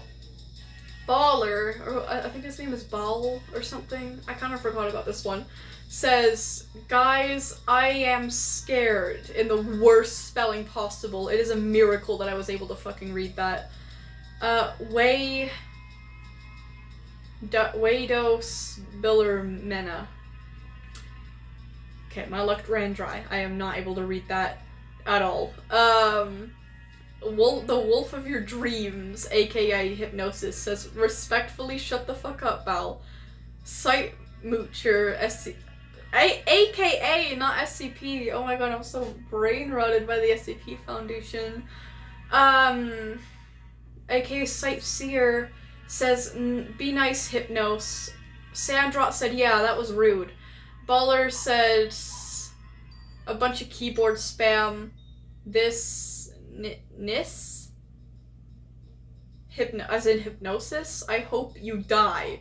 With a, like, very sad, crying, winky, like, are they called emoticons? Like when you use text symbols to make faces? I don't know, I feel old, I feel dumb. Even though emoticons, if I'm even using the right word, that is kind of an old thing. Ignore my dogs barking! Anyways, Hackauto says, whoa, buddy. Bello says, yeah, new visitors, so can we delete Hackauto? Hacked Gayware says, no way, dude. Sightseer says, ma'am, what are you talking about? Minecraft player, Crafter says, excuse me, thine brine shrimp. What's this about removing people from the group chat? My, how unnecessary, Bello. If I didn't know better, I would assume you were broken. Hack to Gayware says, gang, you ain't tough. Hypnosis says, don't antagonize Crafter, dude. Bello goes, ... So we're doing this? Okay, invasion, intimate, what? Intimate, I can't fucking pronounce anything. Imminent. Not intimate, oh my fucking god. Cougars, please, make yourself at home. Hakado says, cougars? Latina lover says, 'tis I, the great Reina. That's okay. Hypnosis says, huh? Sandra says, excuse me, Bello? Reina? Shoe leather. Who the fuck is shoe leather? Okay, there's a new person in the group chat named Shoe Leather. I have no idea who the fuck Shoe Leather is, but anyways. Sightseer says, huh? Cheshire says, I opened my phone and y'all are genuinely destroying shit. What is it now? Wait, what? There's another one called Dramatic Asshat. Okay, this is a new one. Dear stars, I've been waiting for so long. Alas, I am free. There's another new guy called COVID Caller, says Drama King. Hakano goes, what? Cheshire says, Bello, kick these guys out. Bello laughs maniacally, and Hypnosis spams. And, like, keyboard spams. Sightseer says, Brochachalina. What? Ball, or baller, or is it I don't know. Says, me scare? As in, like, me scared, like, I'm scared? COVID Caller says, what? Is our presence bothering you? Crafter says, Bello, you are too far gone. Bello says, what are you gonna do about it? You one attack victim? One attack victim. Edgy lion got your ass. How is that his lore? I either didn't know that and I'm finding that out just now, or I completely forgot about it and I will be called an idiot in 3, 2. Anyways, okay, so Crafter puts 2 exclamation points in the chat. Hack Auto says, oh, you done fucked up. Bello says, seems like someone should be enthralled in the witness protection program. Too bad you look too damn deformed for that. Shoe Leather, whoever that is, says, oh. Who's Latina lover again? Reina says, Bello, ye are a fool. COVID Caller says, I just got here and I even know you are dead, girl. Crafter says, Bello is broken. Her execution is imminent. You are ruined. Die. Die. Die. Die. Die again. Hack Auto says, oh, in all capitals. Bello says, ha, I am an AI. You cannot do any... Oh god, then they start, like, keyboard spamming, like they're breaking down.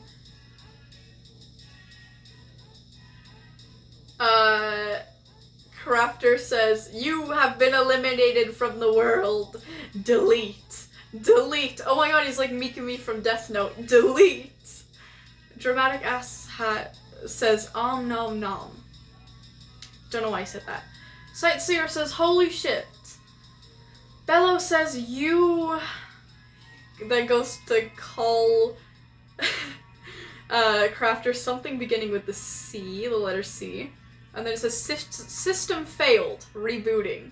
I am failed, retrying. Crafter, I retry, unsuccessful, trying again. Okay, she just, like, she's going down in the chat. Not Corvid, oh my god. COVID Caller goes, and then cuts off. Crafter says, Bello is removed. Cheshire says, oh. Sandra says, oh. Bello is gone? Permanently? This reminds me of Kane dying. Crafter says, she is no more. Sorry. Sorry. Hacked Gamer says, this is gonna be another fake out. Hack Auto says, no. Crafter hits every target. She's been deleted. Hypnosis says, lol, bro got the cane treatment. Sandrock goes, ...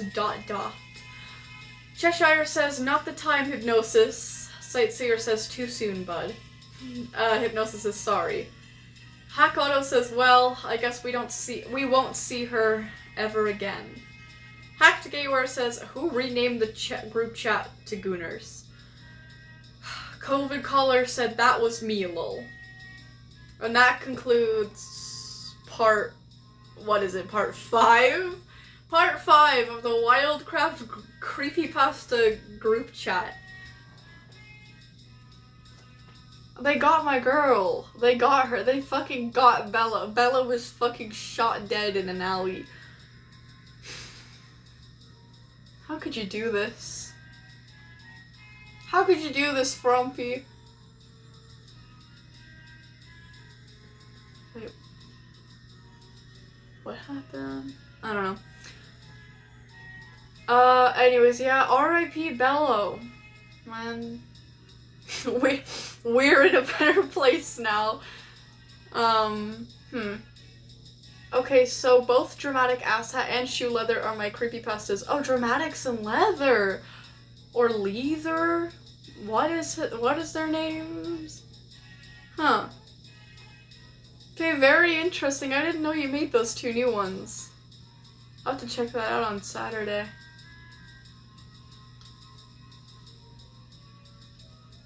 Are we talking about Wab? In the chat, Wab is our Lord and Savior? Oh, Wab doesn't stand for anything. I think something's going on with Wab. Very suspicious individual. Guys, I'm getting hungry. I want to go eat a full plate of chicken popcorn. I might make it with gravy, too. Wait, what? Sorry, Violet, I asked about WoW. I don't know why you're apologizing. I don't care. That's okay. I really don't know why you're even apologizing. Violet, look at my previous messages, not the Corvid color one. Okay. Sometimes when I've used AI, sometimes it breaks and uses brackets and asterisks in its code. So I use that in Bello's text? That's actually genius! Hey, well done for that. That's actually really smart. That might be a sign that I'm actually healing from, like, using AI chatbots. I really have been. Like, I've probably cut down, like, several hours per week. All because of fan fiction, guys. Well, not just fan fiction, because I write my own shit, because I do other shit than be on an AI. Like, something's up with me. Oh shit! You know what? I always say, if you say anything behind somebody's backs, you better be prepared to say it to their face. If you get confronted, you better just say it to their face. Wow, you're suspicious. I like you. You're cool. You're glorious and everything. Very nice design. You're suspicious. You came out of nowhere and a bunch of people worship you for seemingly no reason. And Moosey made a whole video on how you may have something going on with you. So I'm just wondering, out of curiosity, if anything is. I don't care if anything is. I'm just interested. But I wouldn't care. No way! Wobbly Doggly. My Wattpad story is apparently top 10 in Animal Jam stories? That's incredible. That is amazing. Well done for that. Shut up before I get killed. I've already said it. Sorry. Well, damn you too. I'm just saying. I'm just saying. I don't dislike you or anything. I think you're still pretty cool fella. but it's just there's something about you that makes me think that there might be a little bit more going on. That's all. But anyways, Hound, who's next? I thought we were done with everyone. I was about to have a yapping session, so I can go eat something and get like a tea. Hi, Wave, aka Echo. Wave, respectfully get the fuck out. Well, Echo can stay. You don't have to kick out Echo. Oh, you have one! I didn't know. I'm very excited. Sorry, I'm just gonna be chilling like this. It's more comfortable. Never read mine. Sorry, I might have completely forgot you had one. Let me go to your posts. Do I need to reset YouTube? Wait, who hates who? What's going on? Living as an eldritch horror and human thing is my story. It can't be read on the Wildcard stream, so it has to be. Oh, you mean chapter 1? Did you want me to read? Okay, I can read chapter 1. I'm kind of very mentally out of it, though, I'll be completely honest. I don't mean to be a drip, but, like, I don't want to, like, disappoint you or anything. Like, I'll read it. But, you know. Okay. Alrighty. One more. Go to Wattpad for it.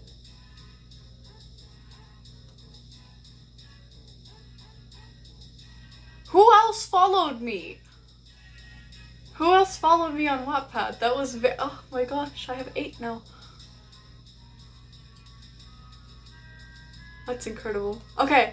Eek! Anyways. Okay, living as an eldritch horror. Sorry, I didn't know that you wanted me to read chapter 1 on this stream. I had no idea. Okay, here we go. Living as an eldritch horror in human skin.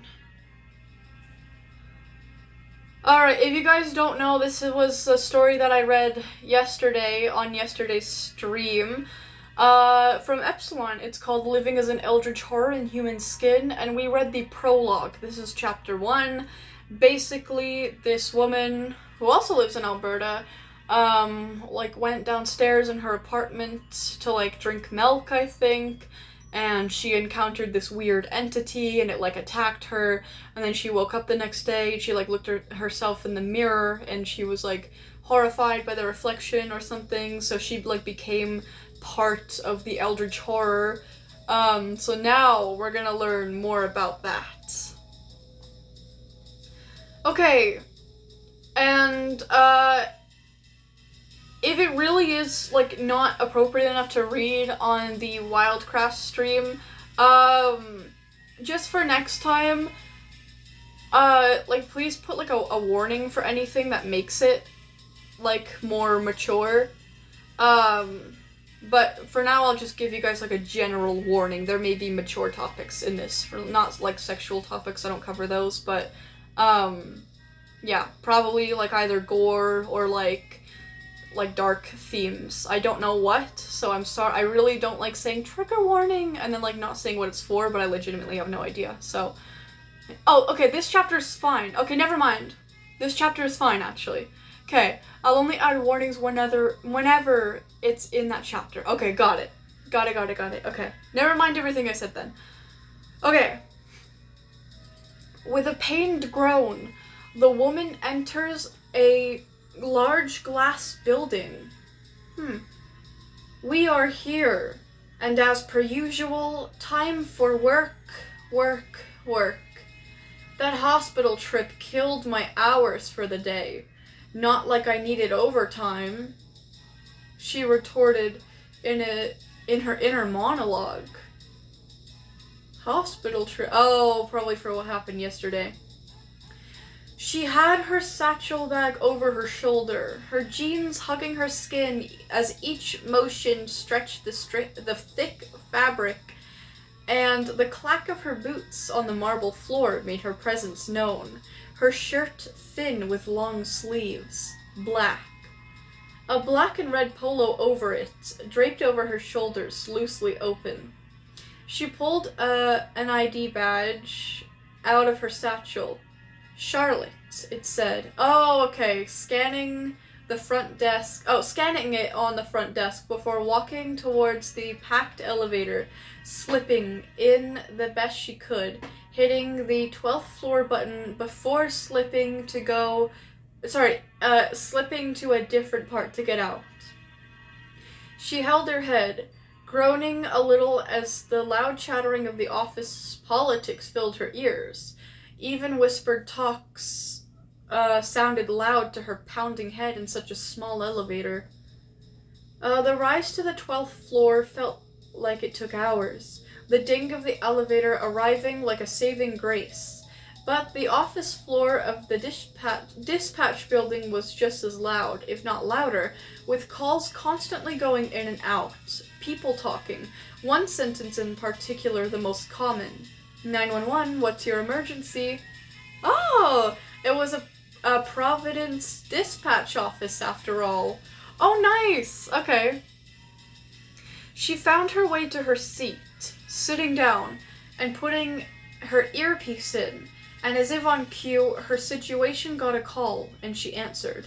911, what's your emergency? Hello? 911? Yes, I just got home, and my front door was busted in. The door was, like, broken by a handle. Oh, by the handle, not... It's like somebody fucking used a door handle to break another one. Sorry. Send someone, please, said the voice from the other end of the phone. A light rain audible, which was normal, being able to hear the background, but never this clear. It was as if Charlotte could hear the entire background, all things going on, more than she had ever been able to before. Ma'am, what's your address? Charlotte asked, her voice calm and steady, despite her splitting headache and constant overload of audible and visible information that had her feeling like it was going to explode. Her fingers glided across the keyboard as she asked the questions, filling out information on the computer as she learned it from her prior answer to her first question. This was her usual routine, her job for the last 5 years. I live on... redacted, whatever. Please send someone quickly. The woman on the other end replied, her voice panicked, but also clearly upset and worried. Yes, ma'am. I've dispatched a unit, and I will be... and we'll be there soon. Not like... Sorry. And we'll be there soon. Please keep safe until they arrive, Charlotte replied, sending in the report, eyes darting across the screen to the box to get minimized, and sent to an outgoing box on the side of her screen. Thank you, the woman replied, before the phone line cut out, and it went to silence. Charlotte then sighed, pinching her nose bridge with her right hand, and letting out a grumble of annoyance. It's going to be one of those days. Why haven't those meds kicked in yet? This migraine is kicking my ass. She winced and got back to work. Hours of answering calls, filling out reports, and sending out units and various other repetitive tasks later, she was getting her things together and was preparing to take her leave. She was suddenly approached by her manager, Tony, who called out to her. Charlotte, you seem to have been a little off your game today. Is something the matter? He asked, with a clear sense of concern and caring in his tone that not many bosses have, especially in this line of work. What? No, sir, I've just had this killer migraine all day. It's been here since I woke up. And I had a hospital visit this morning since I felt so bad, but they're running some tests now. Charlotte replied, her tone a tad bit lower, her head throbbing more so than earlier. I see. Well, take tomorrow off. Maybe use some of that POT, or vacation days you've been collecting. We can handle things without you for a bit, Tony replied, leaning against the table beside him. You know, maybe this work stress is just getting to me, and I just need a few days off for myself. Alright, see you next week, Tony. Charlotte answered before heading to the elevator. She made her way out of the building and walked towards the apartment. Tomorrow is a new day, and she has more experience, more to learn. Oh, okay, that finished off chapter 1. That was pretty good. Her job is pretty interesting. Tony seems like a very likable character, a very kind boss, which, you're right, is rare. Huh. I'm going to give it a star. You get a star. I don't care if they're called votes. It's cuter to call it a star. You get a star. How do I get out of it? Okay, you know, I don't need to. I could just exit the app. Wait, what? Riot? No silencing deities. What is going on in the chat? Also, well done, Epsilon. I like the fact that her job is also something that, like, you're passionate about, because I remember you talking about, like, being interested in, like, doing, like police, like, dispatch. So I think that's a very good choice for her career. But yeah. Wait, Wave, dost thou expect kindness from me? I am a non-human deity. Unfairness is within my nature, and this I do not deny. Oh, you know what? Wab, I take back everything I said before. You seem very open and honest. Moosey, you probably just wrong. Wait, what? Violet, Wave, and Wab are arguing. I'm taking Wab's side. Wait, what? Yes, why does Yi question me? What is going on? What is going on in the chat? What are you guys on about? I don't know, Violet, but AE shall stand up for what is right. Who is AE? What is going on? Oh, thanks, I had fun writing it. Huh. Yeah, I decided it would make... Oh, it would be, like, a fun job for her, and it helps make her abnormal abilities popping up a bit more obvious to the reader. Yeah, that's true, because if her head is splitting and she's having all of these symptoms, but, like, it's not a job where you can just, like, be casual. Like, she needs to be paying attention at all times, like, listening, gathering information. And it's a job where, like, other people are constantly talking around her, too. So, actually, that's a very clever choice. I like it. I like that a lot. But I think that does wrap up all of the stories and whatnot for today. We're gonna just do yapping session now. I don't know why, I'm feeling kind of tired, guys, from doing absolutely nothing. Just fucking sitting here, mentally tired. I don't know why, but yeah. I am ready to cool it down. We're gonna have a yapping session, which means we just talk about whatever for a little bit before I get off here. Like, as it, you know, like, stop this stream. But yeah, guys. Today was a good stream. Wait, Violet, read Wab's chats. What's been going on? Wait, Wave, you lie, Wab is innocent. What has Wab been saying? Or what have Wave been saying? Wave says, does thee assume I don't have eyes everywhere? Why are you guys talking in, like, fucking Shakespeare? Wab says, hark, Wave, thou art present solely because Echo was revealed as Neptune, prompting thee to assume a fresh form. Yet of Wab thou understandest nothing. Wave says, I do not lie. Wave says, I am not Echo. I am not Neptune. I am nothing. Well, yeah. Nothing is everything. No. I am everything. I see flaws and I look through all. Wab says, thy claim of omnivision is tested. Identify Wab. Who am I, truly? What do you mean by that?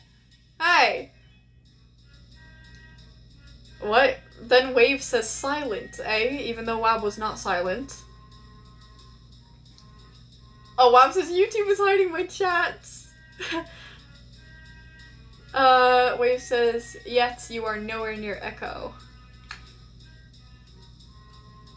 Okay, yeah, Wave, it's definitely, Wave, you are definitely Echo, but anyways, Wab says, thy identity that thou sayest, not thy nature, very well, yet truth remaineth. Thou art no liar by thine own claim. Hush, wait, what? Wait, Koyomi said it's kind of funny how an ancient deity is being silenced by YouTube.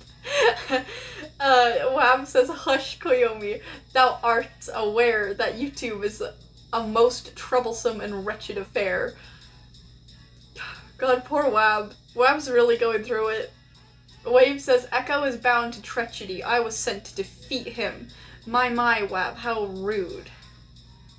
Wab says, Wave, that, doth? Fucking dust? Dost, thou.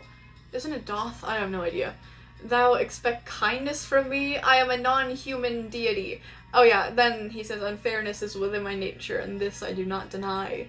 Wave says, Frompy, you claim he is benevolent, correct? Frompy says, yes, why does ye question me? Wave says, because why do you switch tones when he arrives? Wab says, Wave claimeth that I am a liar, and that I have deleted one unknown to me. Yet such is not the case. What the fuck is going on? Frompy says, huh? Why must you tell lies, Wave? What the fuck is happening? Wab says, why, pray? I'm just gonna say doth. I don't know how to pronounce that fucking other word. Doth thou ask the flower cheetah centipede to behold mine messages? Oh, because it's funny, Wab. It's very funny. This is like as I'm reading this, they're fucking making more. None are compelled to act formal toward me. 'Tis merely an act of respect. Wave says, now, let's address something more then. Wave, like, you just talk like Alistair. Like, we know it's you. We know it's you. Sometimes people have, well, I guess everybody has a writing voice, which is basically like the same way that everybody has their own handwriting. Everyone has their own specific way of writing, okay? Everybody has their own writing style, their own voice. You have the exact same voice as Echo. That's like having the exact same handwriting as someone who we suspect that you are, because you are Echo. You know what, I'm just gonna say Echo instead of Wave every time. Anyways, Wab says, Wave, what is it thou seekest to address, Slug? Echo says, the person Frumpy and Moosey spoke to. Redacted? Wait, who? Frumpy says, what about him? Wab says, who? Moosey says, yeah, what about redacted? Who's redacted? Echo says, the last conversation you had before you went missing was him talking about how Wab lied. Now he is gone. Mayhaps dead even. It's been a week. Who? Yeah, who? I'm just as confused as Wab. He's one of thou followers, Wab? I'm also confused. What the fuck is happening? Like, what is going on? I am still confusion. I am also confusion. Who? Who are we talking about? Why is the name redacted? I feel like I should know this, but like I don't. He most likely went on a trip. He does that a lot. Who goes on a trip? Oh no, my phone's at 16%. That's okay though, we're wrapping things up. Wouldn't he have left a message before? Who? Yeah, who is redacted? Stop going on with the argument and explain who redacted is. But wouldn't he have left a message before ye all beforehand? Who? Does Violet not remember the video Moosey had yesterday? Well, Moosey's been here all day. Somebody said that Moosey wasn't here, like, all week after making the video questioning Wab. Moosey is literally right there. So it's not Moosey. Wait, Echo! What? Moosey is right there! It was Moosey who made that video, unless there's someone else I'm unaware of. Moosey is right there. Wave, Echo, you absolute fool. You fucking fool. Is Wave supposed to be like someone trying to insert themselves as some kind of Knight of Sync, or someone trying to fight Echo? It's Echo on an alt account. That's what it is. Like, it's Echo using an alt account. How did he tell you this? Face-to-face call to— What do you mean? What are you talking about? Leave Wab alone. Wab didn't do anything. Wab is innocent. Innocent until proven guilty. And even if he is guilty, you know what? I don't care. I meant I meant the secret video in the description of Moosey's Roblox video. That's still posted, but isn't that posted by Moosey still? I'm pretty sure that's still on Moosey. Ah! I dropped my phone, it really wasn't that bad. No, Moosey? This thing is gonna fucking crack. I'm so clumsy.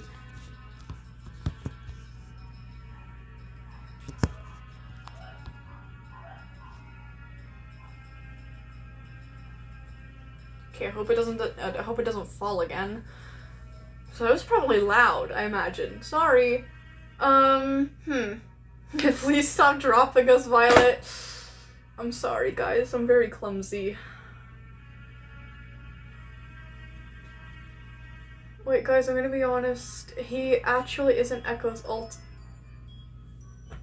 What? He isn't Echo's alt? He's mine? He's Frompy. You have been Wave the entire time? What? He's mine, and he's been attached to this lore. Oh, just act like this message doesn't exist? How am I supposed to act like it doesn't exist? I had no idea. I thought it was Echo. Are you Echo too, or is that Neptune's? Oh my goodness. Oh my gosh, this lore is crazy. Wab did nothing wrong. Wait, Moosey, we need to have a talk. I found the video. Oh shit. Oh. Uh-oh. Yeah, Moosey, you're done for.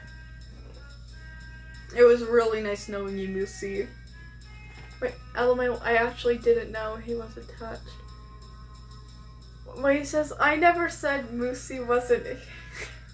I never said Moosey wasn't here, you just misinterpreted my message. Oh, I meant redacted is the guy they spoke to in the video. Oh. I didn't know that. Moosey, do not go with him. Well, I want to see what happens. Moosey, go with him. You'll be our, like, lab rat. You'll be our sacrificial lamb. Go see what happens. Yay, lip gloss. Or actually, it's not lip gloss, it's a lip shine. I shall not bring thee harm. Speak now. What is this video? Speak at once.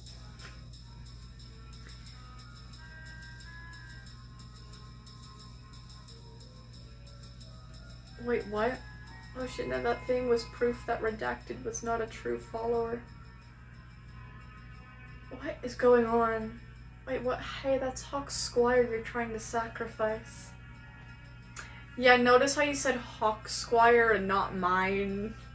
Why would I care? Moosey, please run.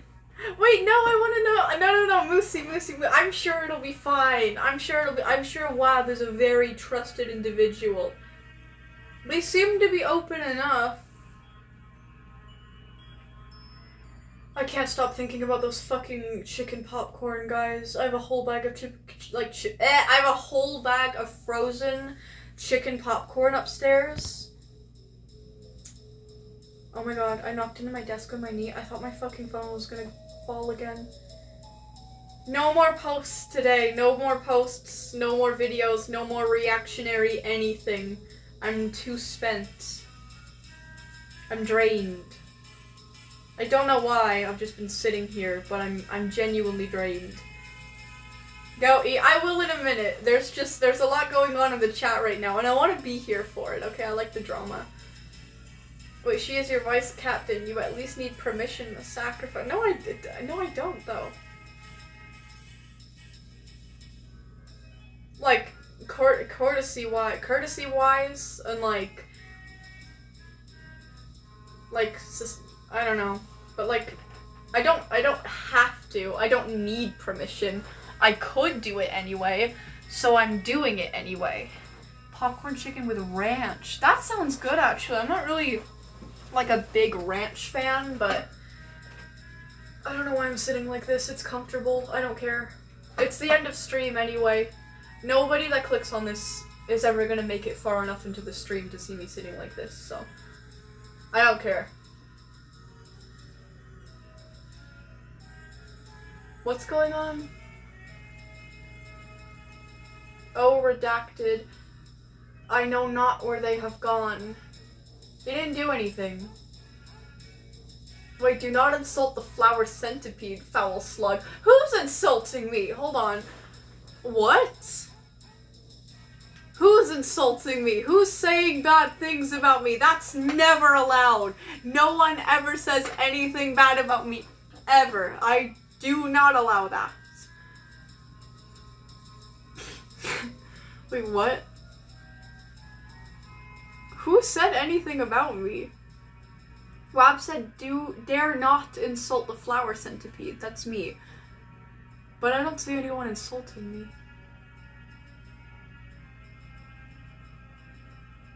Wait, what? And how exactly did they tell you this?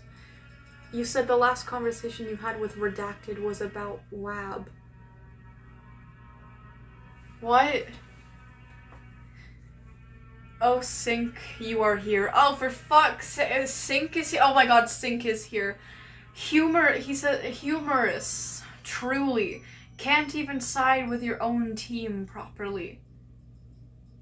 What are you on about? Get out of here, Sync. I want one. Where's one? I need one. Not you.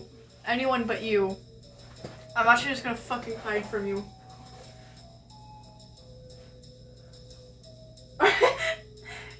Are they gone? Guys, tell me when Sync is gone, okay?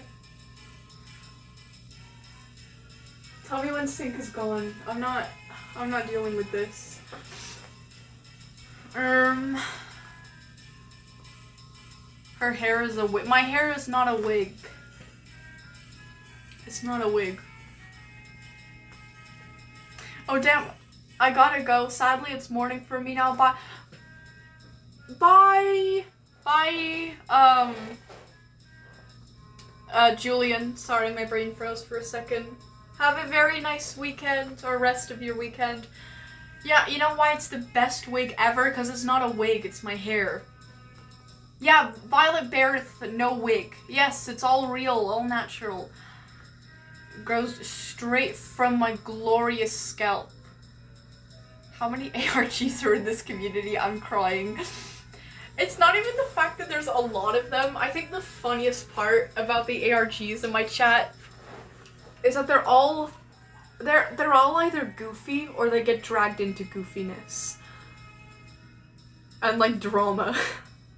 You spread lies about Violet and still show up like it's nothing. Who spreads lies about me? Actually, a lot of people spread lies about me. They say that I'm bald. They say that the PBI is real. You know, they call me an idiot. That's the least true one. Am I goofy? No, Sync is goofy. Wave is goofy. You're not goofy. You just get dragged into the goofiness. One isn't goofy either. Sync. Sync says, hello, wow, but your existence here is interesting, to say the least. Shut up, Sync. No one asked you.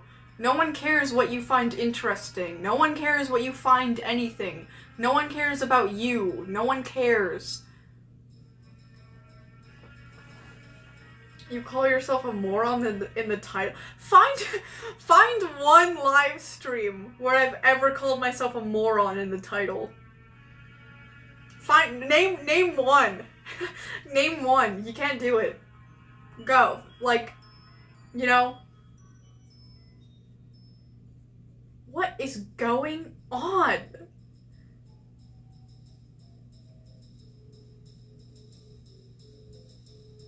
What is going on in this chat? So much drama. So much drama.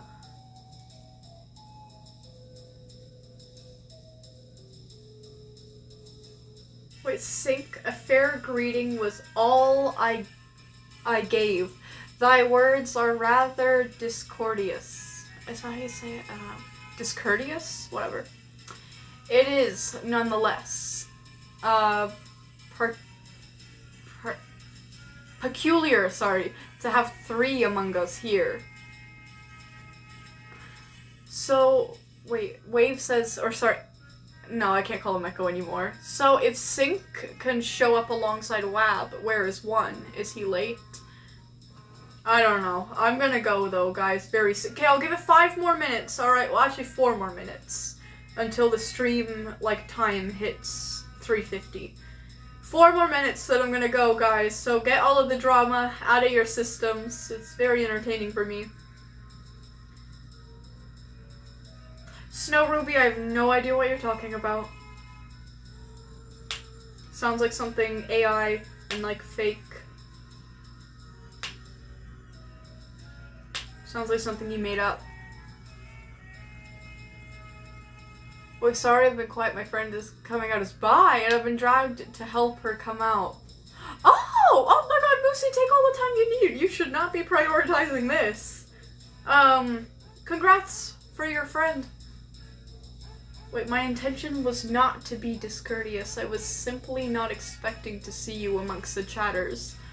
Boo! Who cares what you were trying to do? Who cares? Oh god, I threw up in my mouth a little bit because of you being here, Sync. You're so gross.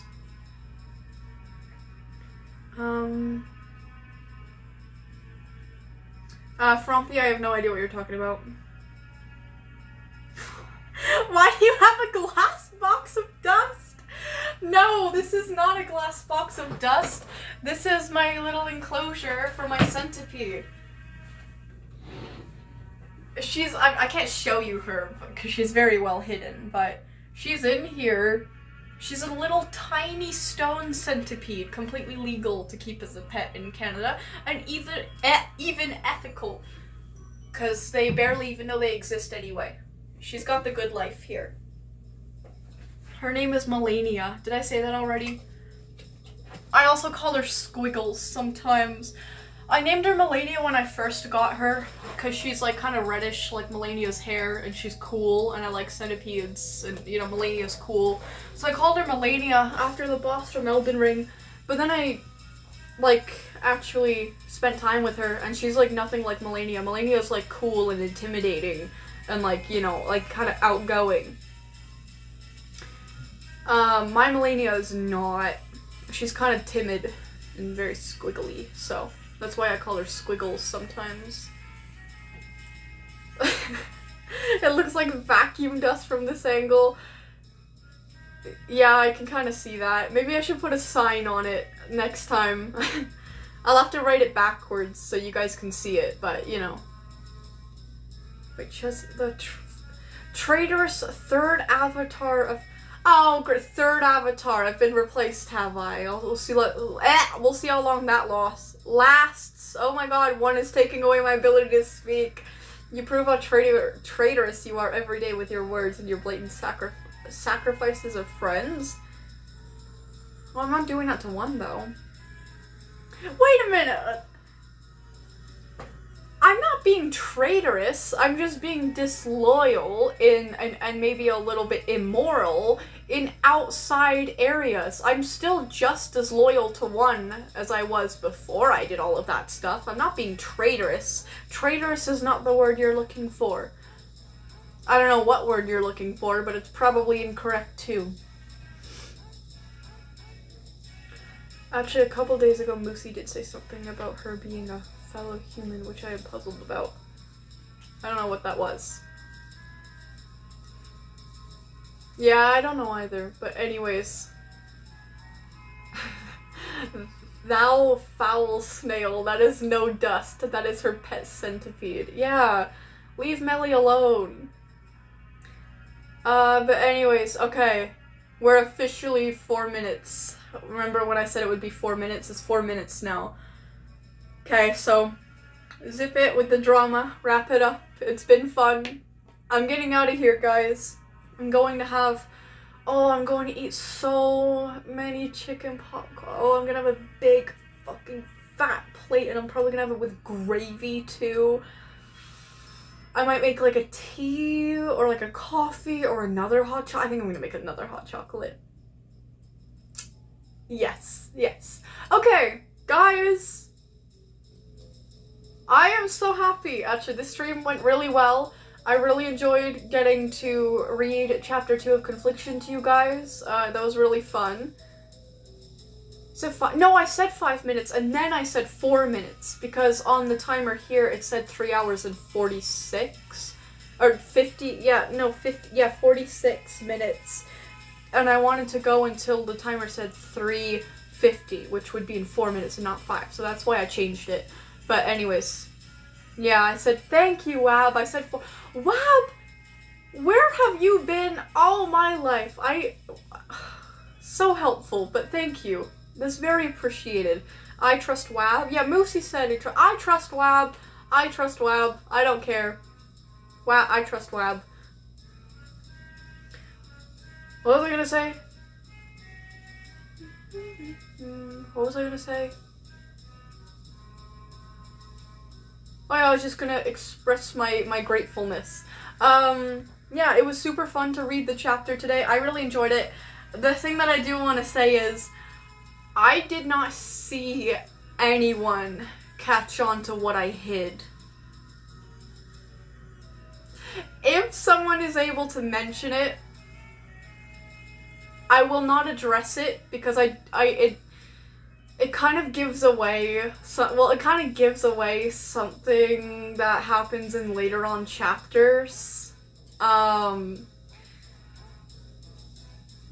Once you notice it though, it will be so obvious. Like, once you are actually able to notice it, you're gonna be like, oh my god, Vi, in this paragraph.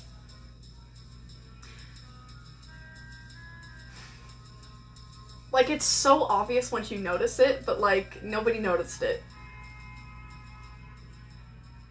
I don't know, though. I'm the writer, so maybe I could just be, like, speaking from my own experience as someone who, like, knows exactly what it is already, but...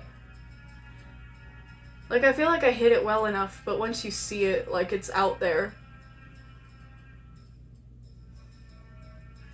I don't know. Wait, holy shit, I just remembered what SCP-268 did to me. I don't remember which one that is. I don't really want to know. Aww! No way! Wow, that story was very nice. I read it on my own time. Thank you, I really appreciate that. Yeah, thank you. Thank you, thank you, thank you. It's nice to know some of us are more attentive than others. But yeah, thanks. Anyways, okay, I am gonna dip now. Yeah, go eat already. Yes, I am gonna go now, okay? I still wanted to thank you guys for stopping by, for viewing my stream, and for listening to SCP Confliction Chapter 2, Recidivism, if that's how you pronounce it. But yeah, Chapter 3 will probably come out Such a slappy noise. I didn't expect that. Chapter 3 will probably come out in about a month to 3 weeks from now. I've already planned it. I just haven't, like, actually written it yet, other than, like, whatever. Anyways, yeah, thank you guys for all of your own stories as well. They've been great, and I've enjoyed reading them as well. Thank you guys for watching up until the end. I'm gonna leave. Wait, goodbye, Violet. I see Wab's manipulation is working on it. Yes! You know what? Yes, because at least his manipulation is honest. At least his manipulation is more like coaxing and not like deceptive. At least he's being honest and attentive and helpful. Also, I don't even think it's manipulation at all. What manipulation? Exactly.